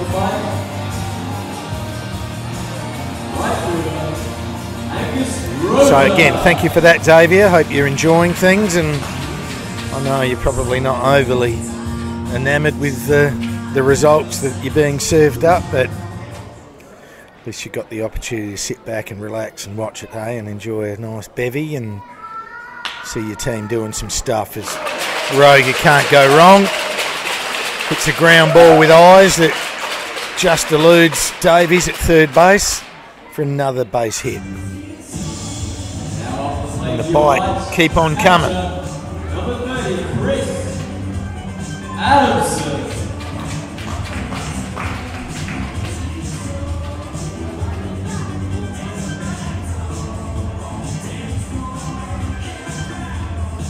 Thanks to Ken. Great to see the Bite play so well last night. Great call, Spurlo. Go Tigers. That's the call here.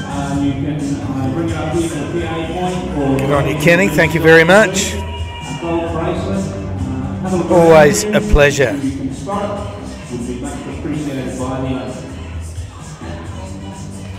Obviously a lot of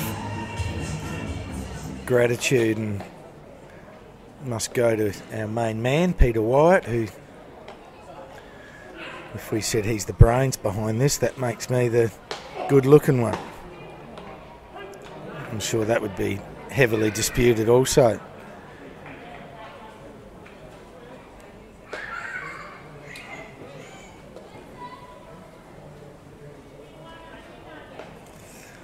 So the Bite looking to bunt here. Runners on first and second, none out. As Adamson got a job to do for his team. Squares. Bunt straight through it, and that put runner at third in trouble. Howard, who got caught in no man's land and had to scurry to third, and they 2 to 6 to 5 got him in a tag play at 3.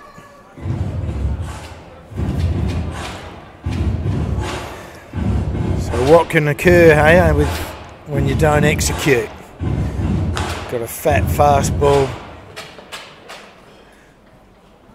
bunted through it, took away a great opportunity.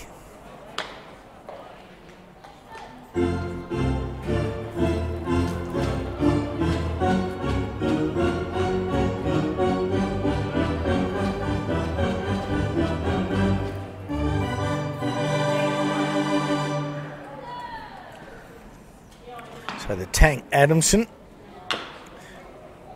chops one down at his feet and goes foul into the Adelaide Bite dugout. And nice little tent over there that the boys are swanning under and right near the shark tank. Great little spot for people to come. $65 a head to get in the shark tank. Fully fed, fully watered for the evening, right down at ground level near the bullpen. Just awesome. Adamson gets a pitch 6 inches off the plate and he has a little swing at it and strikes out. With 2 outs, that brings the plate second baseman Matt Smith.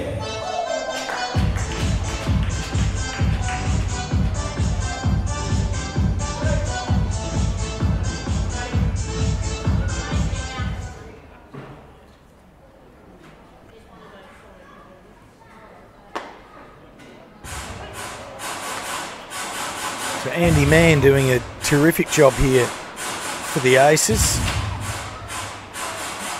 Biter putting some bat on ball, but he's been well supported by his field. He's got the right pitch at the right time at this minute, and his team have come alive and given him some much needed run support.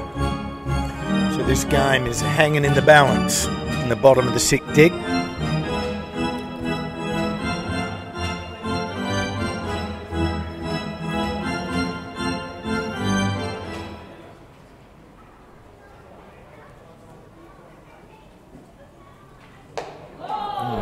Gets away from him a little bit, goes up and in. Another waste pitch that he thinks, well, maybe I'll go in instead of out, and as long as I don't hit the guy or shake him up a little bit, just remind him that white plate I have some ownership of as well. And the Carter sets up outside for him. He had a long pause on the mound, just trying to break his timing up a little bit to let the base runners continue to guess. Base runners often work off the timing, off the pitches from then when they set. Right now, and again another long pause from Mann, and it staggered Roeger, and he strikes Smith out. So Andy Mann getting the job done for the Melbourne Aces here right at the minute. We go through the top of the 6th. We go through the 6th dig. The score remains at 9-8. Adelaide Bites way. Short break. See you in a tick. An extra special at the merchandise booth just for you. 59.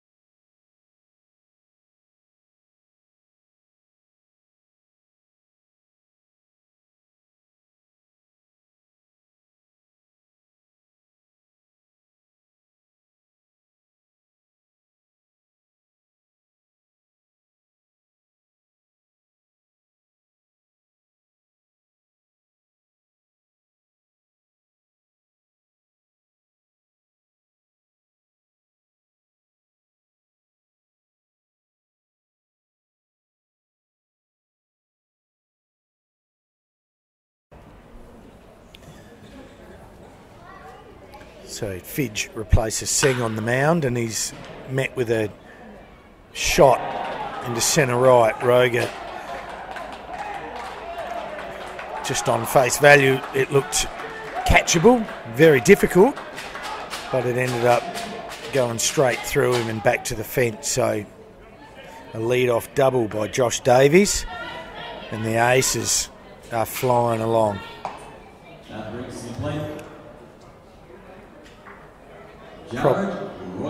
Possible bunt scenario here, just to let Rogers get Davies to third base with one out and see if they can get that tying run across the plate, and then anything can happen. But he's hitting away.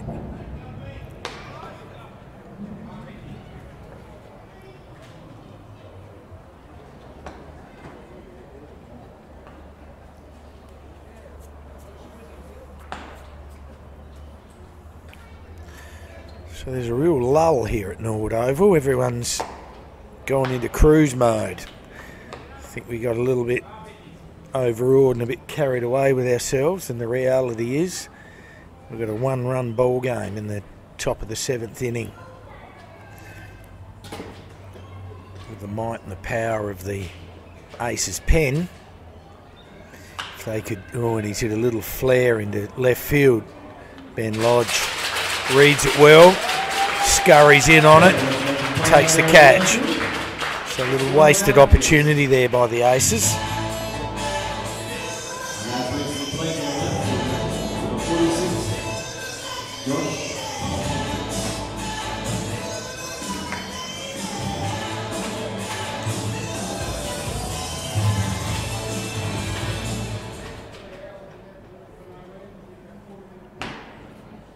So Hendricks at the plate, gets a pitch outside by Fidge.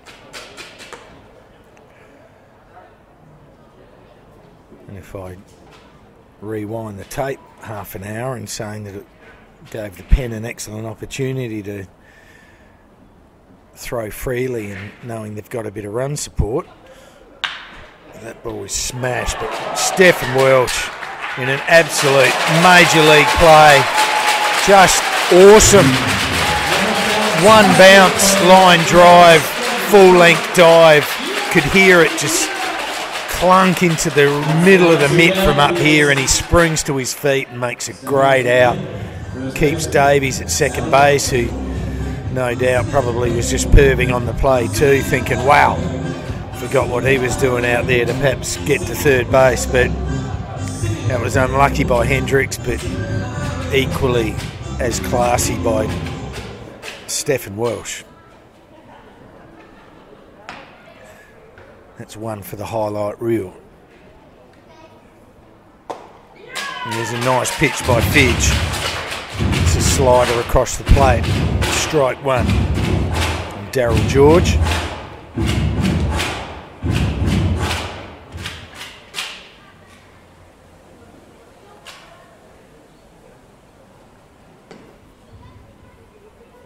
Richard Olsen up in the bite pen, and I see Arneson just having a little wander around with his bullpen catcher, so it looks like if the pennies fall, we'll see Big Zach out there again.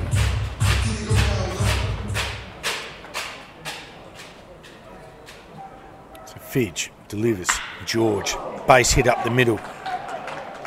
Davies flying around. Suarez throws a dying quail, and George hikes his way around to second base, and the Aces are back in town. We have a 9-apiece ball game.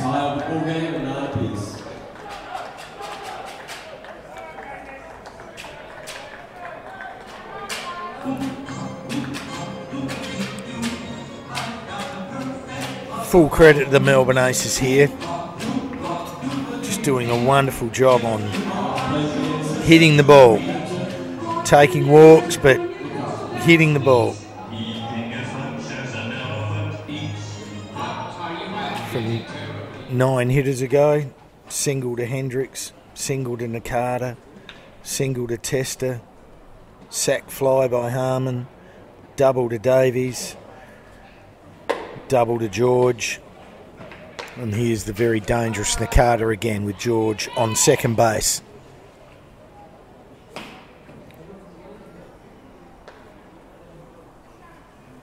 So Shoto Nakata looking to put his team in front. Pops one up. Welch takes charge, but that ball just goes into out of play territory.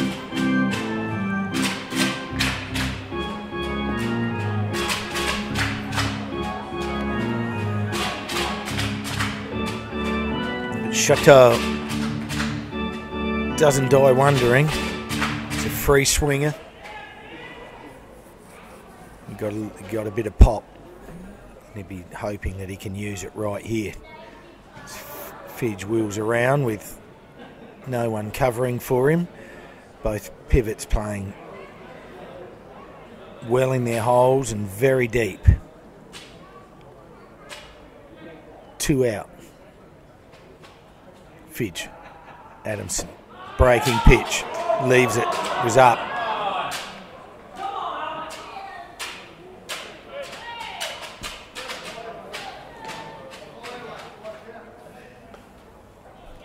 So Fidge would be on a short leash too, with Olsen hurriedly getting warm in the pen.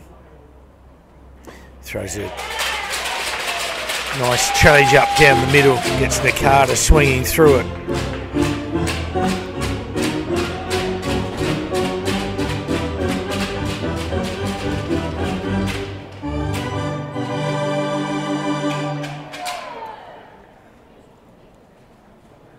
So again, from the set, Fidge delivers breaking pitch. He pops it again. Cresswell going back. Calls his left fielder out and takes a catch. So that completes the top of the 7th. The Aces bounce with a run to tie this ball game up at 9 apiece. Stay tuned, folks. We're in for a ripper. See you in a sec.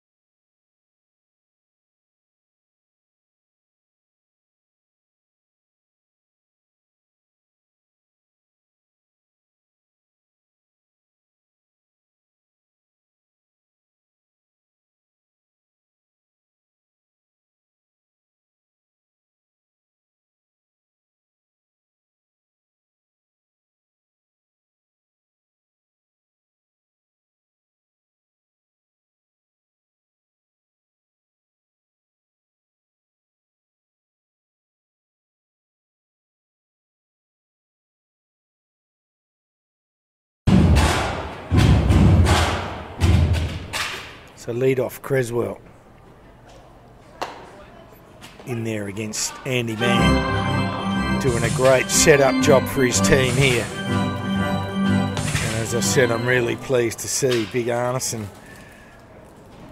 warming up in the pen because it's a pleasure to watch such a quality pitcher.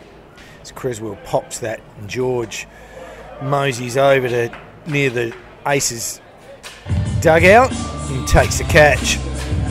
So a cheap out for the Aces here in the bottom of the 7th. Now approaching the plate, fight. Left fielder up to 21, Ben Lodge.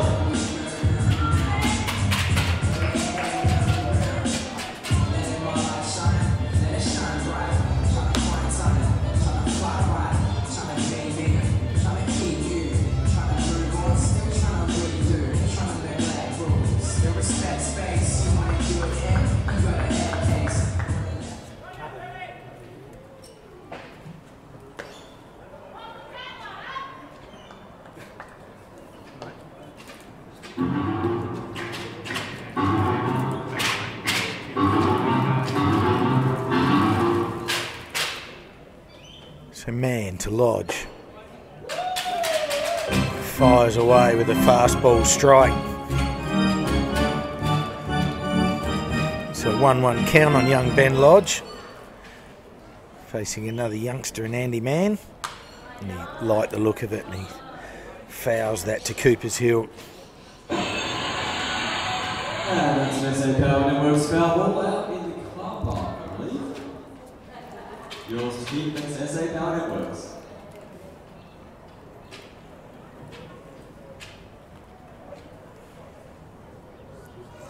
So Man delivers. Lodge rips it around the corner. Davies, like a good third baseman, knocks it down, picks it up, makes an excellent play from a hard hit ball in the hot corner.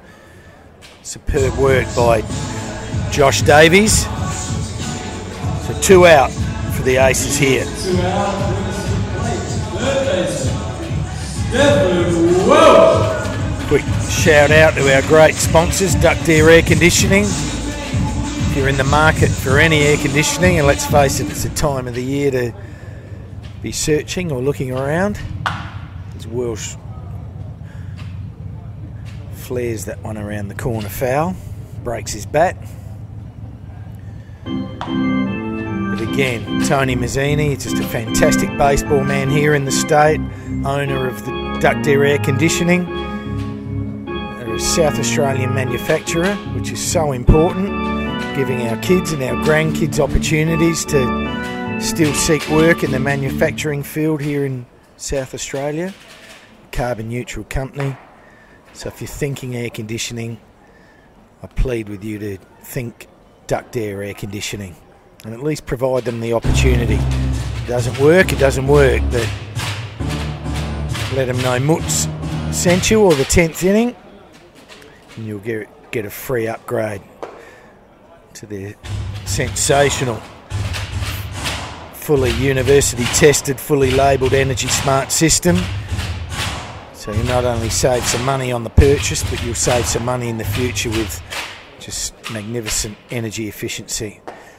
As Welsh swings through that breaking pitch from Man, who continues to do a superb job.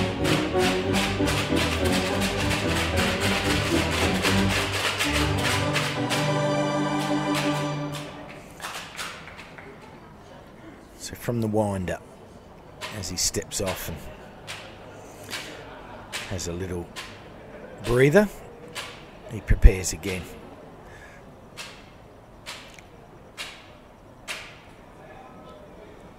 Using his timing very well, just keeping the hitters a little bit unsure, just having long pauses. And here he comes again as he winds up and delivers and gets the result. He strikes Welsh out. And a lot of gamesmanship being shown by Andy Mann at the moment, and he's coming up trumps. Have a short break. We complete 7, 9 apiece. See you in a sec.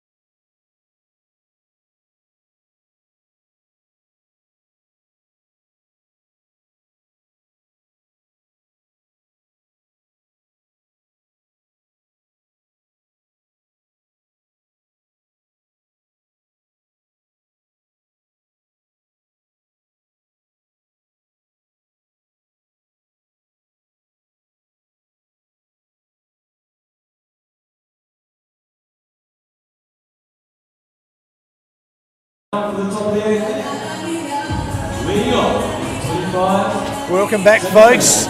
You Aces viewers are tuning in wherever you may be, at your club or at home. G'day. My name's Andrew Sperling and my magnificent partner Peter White. We're the 10th inning and a couple of our co-compares and our great man who does all the production here in Johnny. We are the 10th inning and here we are on a beautiful Sunday afternoon with a real ball game on our hands. Aces flew out the boxes. Bite had it through the middle, but the Aces have bounced back. And Bite have made a pitching change. None of the relievers could command or control, so they've been pushed aside and Richard Olsen comes out and his strike says out at the top of the 8th inning here.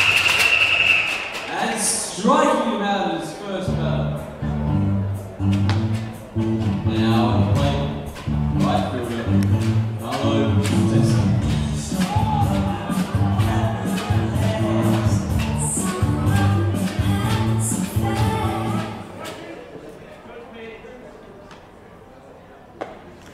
So Olsen gets in an off-speed pitch to break things up.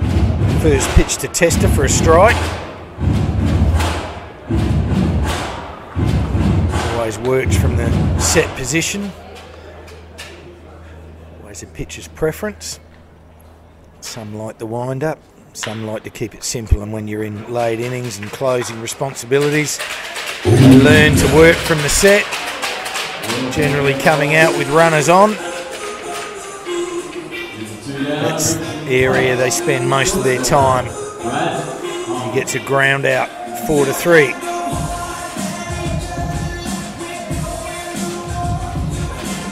Or a 1-3, my bad.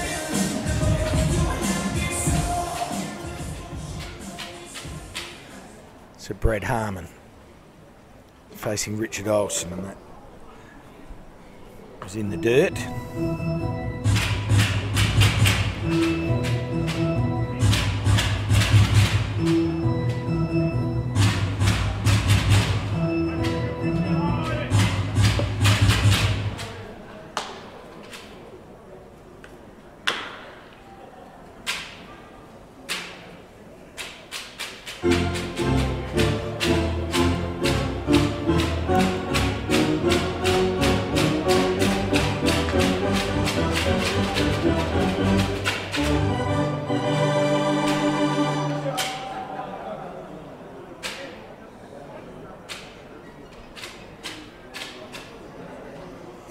Some emails rolling in from the Aces constabulary. All pumping like crazy for them. So you should be. It's right in the balance. It's anyone's game and you got your flamethrower warming in the pen to finish it if they can get themselves ahead. Otherwise we'll be going some extras. Richard Olsen, who's pounding the zone at the moment, the Adelaide Bite.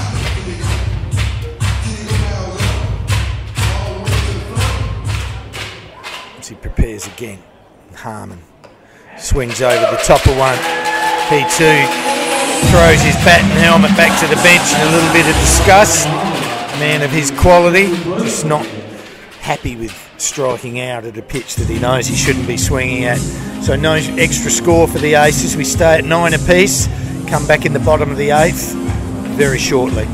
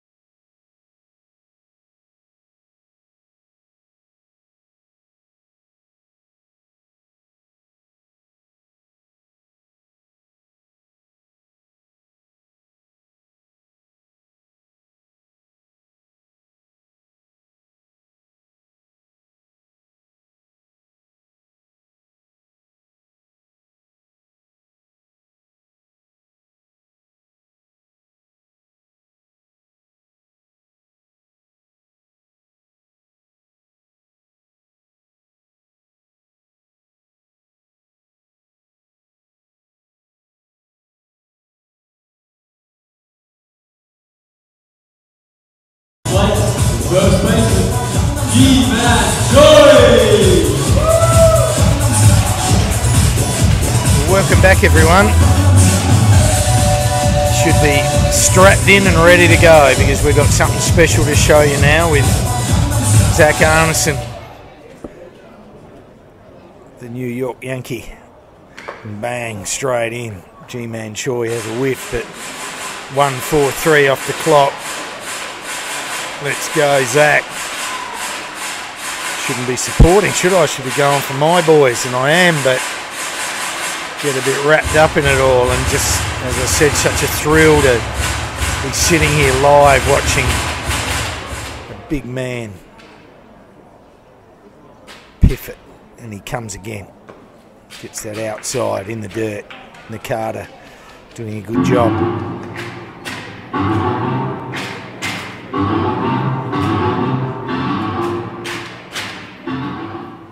So 1-1 count. Bottom of the 8th. Score all tied up at 9 apiece, and he throws an excellent change up. Choi somehow held his hands back on. And a very, very good piece of hitting. When a man's throwing gas, you're all a bit twitchy in there, and your timing has to be perfect. So Choi cranks one to shortstop, but Harman just routine, sweet moving shortstop. One down the end, that brings some weight. Gabriel Suarez. Ji-Man got a good piece of it, but just grounded it hard to shortstop. And Brad playing very deep, knowing Ji-Man is a powerful boy and hits him hard to him. Lapped up a 5 bouncer and made the out. Starts it up with a 90-mile-an-hour fastball that painted black on the outside.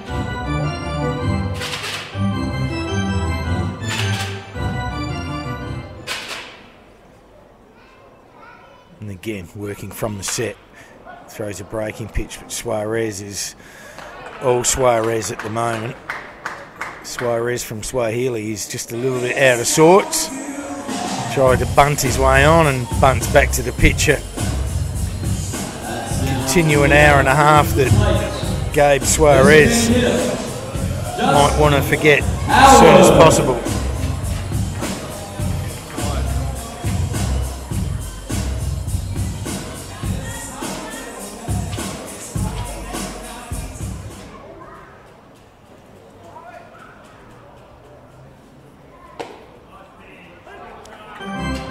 In he comes again, just pounding the mitt.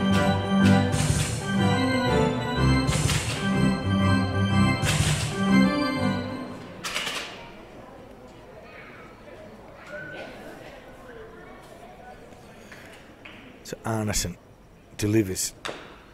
Howard chops that back through his legs to Ace's dugout area.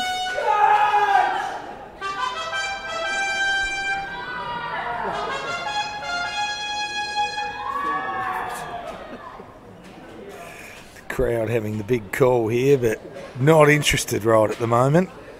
All gone a bit of deathly silence. Oh, superb slider. Started middle and just busted inside. And Zach Arneson, wow, what a pleasure. Still remains at 9-all. We go through to the top of the 9th. We've got an excellent ball game. Strap it on, strap it in. Grab yourself a refreshment. We'll bring you home. See you in a sec.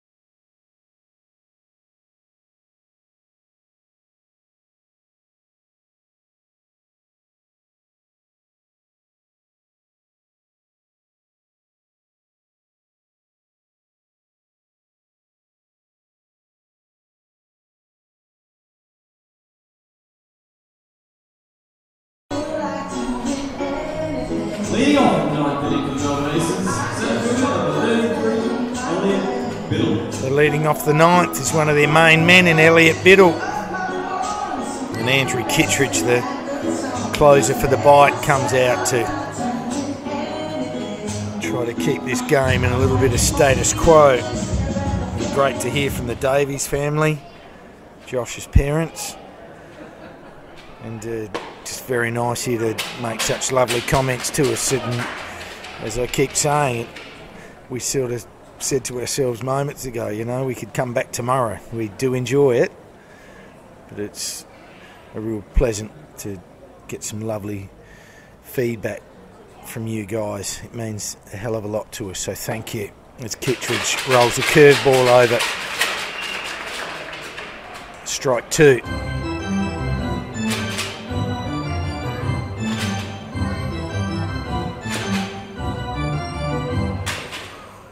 So Kittredge also working from the set, delivers another breaking pitch, and Biddle swings through it and strikes out.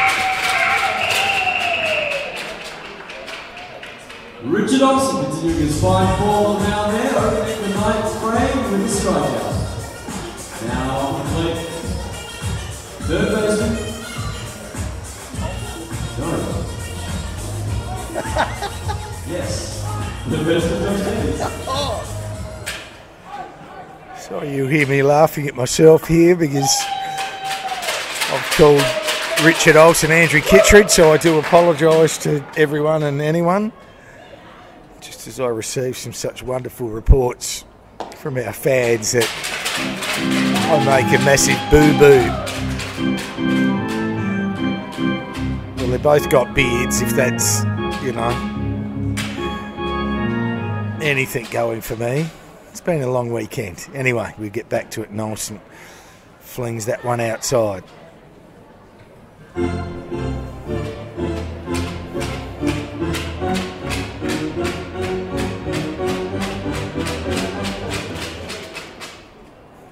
So with the caveman's boy at the plate, he pops that up, and Ji-Man Choi, first base, goes into foul territory, but takes the easy pop-up.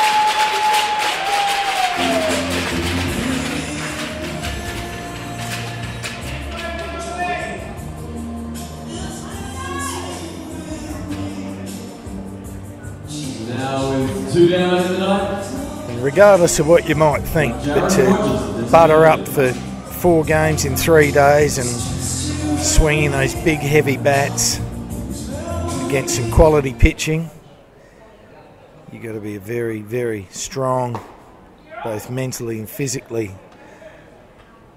as a player and a hitter, to just have your timing and your bat speed all still in sync.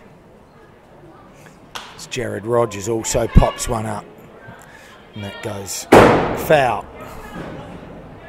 Might be coming down. If it does, that's yours to keep. Let's say Power Networks, foul ball. It's a gun ball.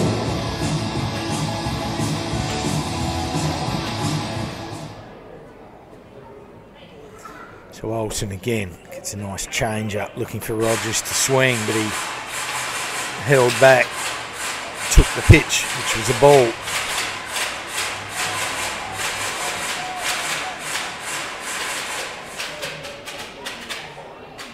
So again, Olsen gets one in.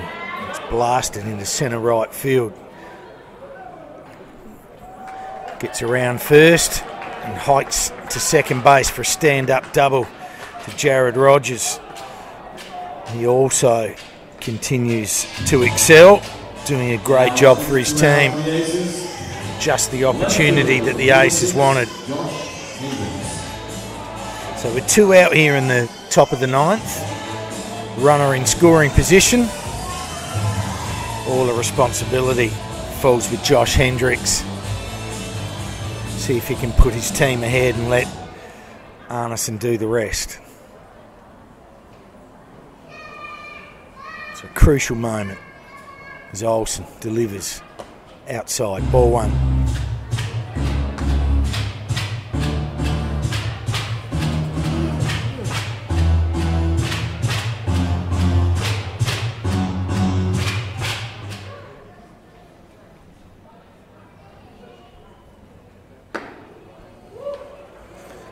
takes ball 2.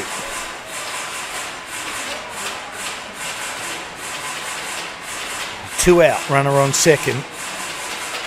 Top 9. We should have 5,000 people here screaming their heads off, but we've got a little matinee game and nothing. He's hit a ground ball, and Welch rounds it up, throws it in the dirt to Choi, but he stretches fully and with a touch of class picks it out of the dirt and averts some danger. So we move to the bottom of the 9th. The only team that can win right now at this minute is the Adelaide Bite. We'll have a short break. See you in a sec. Come on, Bite fans, let's get behind the team and make some noise!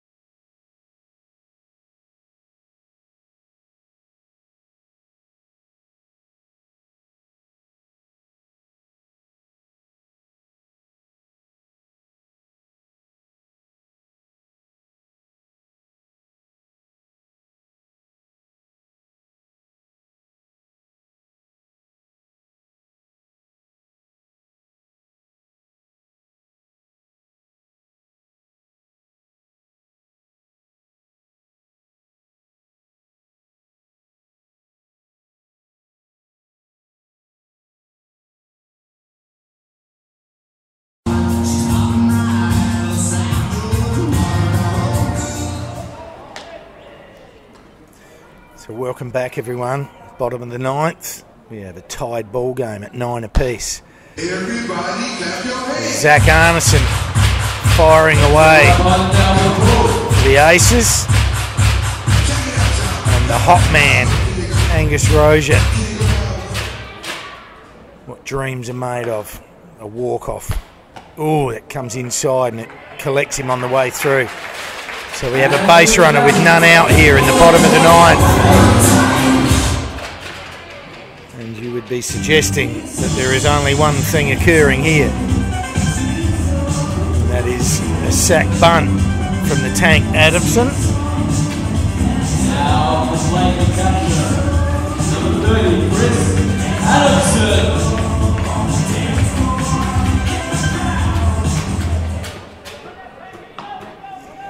So small ball time here as he squares to bunt. Arneson down low. Corner men crash. Second base hiking his way across to cover first. Shortstop into cover second. It's absolutely clear what's happening. And he squares to bunt again. Arneson pauses. Throws another low outside. Just doesn't want to quite play the game at the moment.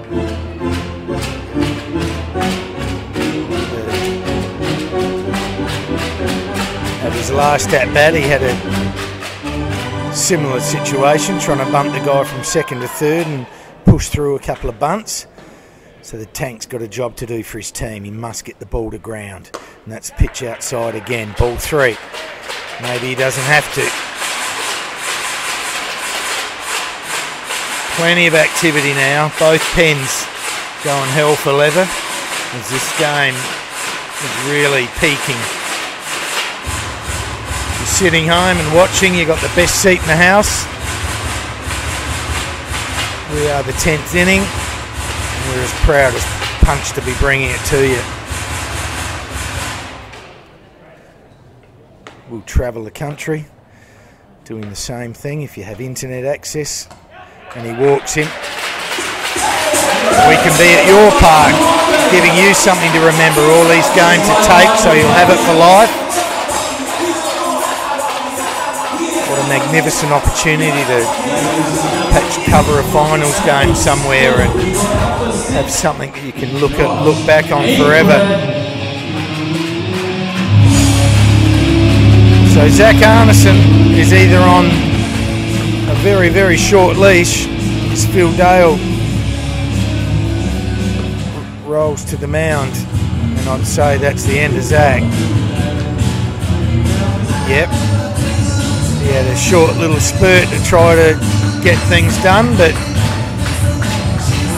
couldn't quite. But it was a real pleasure to watch him over this series, and for all you Aces fans, you make sure you get to your ballpark and support, because he's well worth watching.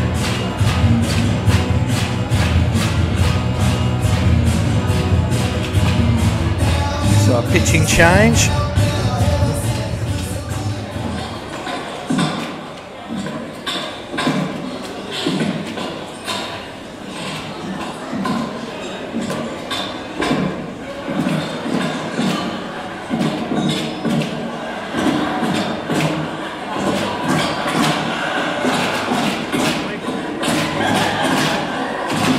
Blackley. So not too bad, huh? You go from Arneson to Blackley. And they've got Reese warming up. There's a bit of extra insurance in the pen. Well, I've got the opportunity. I mention again about our great sponsors in MC Sportswear. Down there on the corner of Port and Woodville Road. Everything baseball. Go and see Grant and his team. Fantastic people. Wide range of products and accessories. So if you need anything to do with baseball or softball or apparel for that matter, go and see MC Sportswear. Tell them the 10th inning sent you. See if you can do something special for you. Our great Colts Baseball Academy. This is a little academy designed for generally for 8 to 12-year-olds.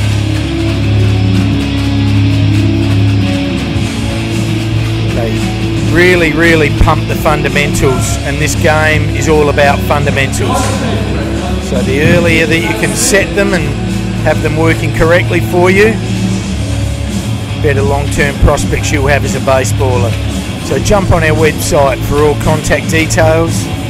Colts Baseball Academy, Marshall Batteries, MC Sportswear, Duct Air Conditioning, Sperling Office Solutions, and page 6, our main man Peter Wyatt's business, web design and graphic design.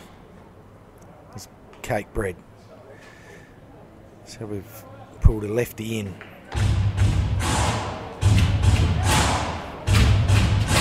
For Matt Smith.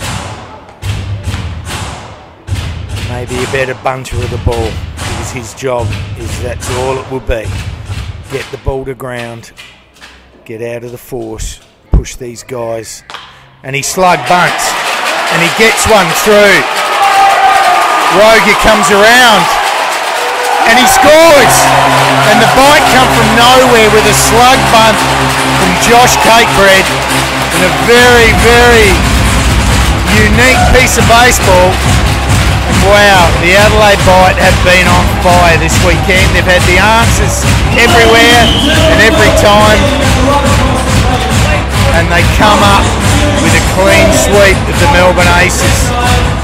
No one would have thought it prior to this, but that's how it's eventuated.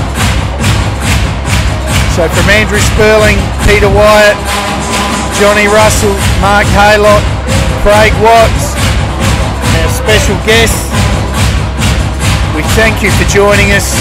We look forward to bringing this televised broadcast to you at our next home series.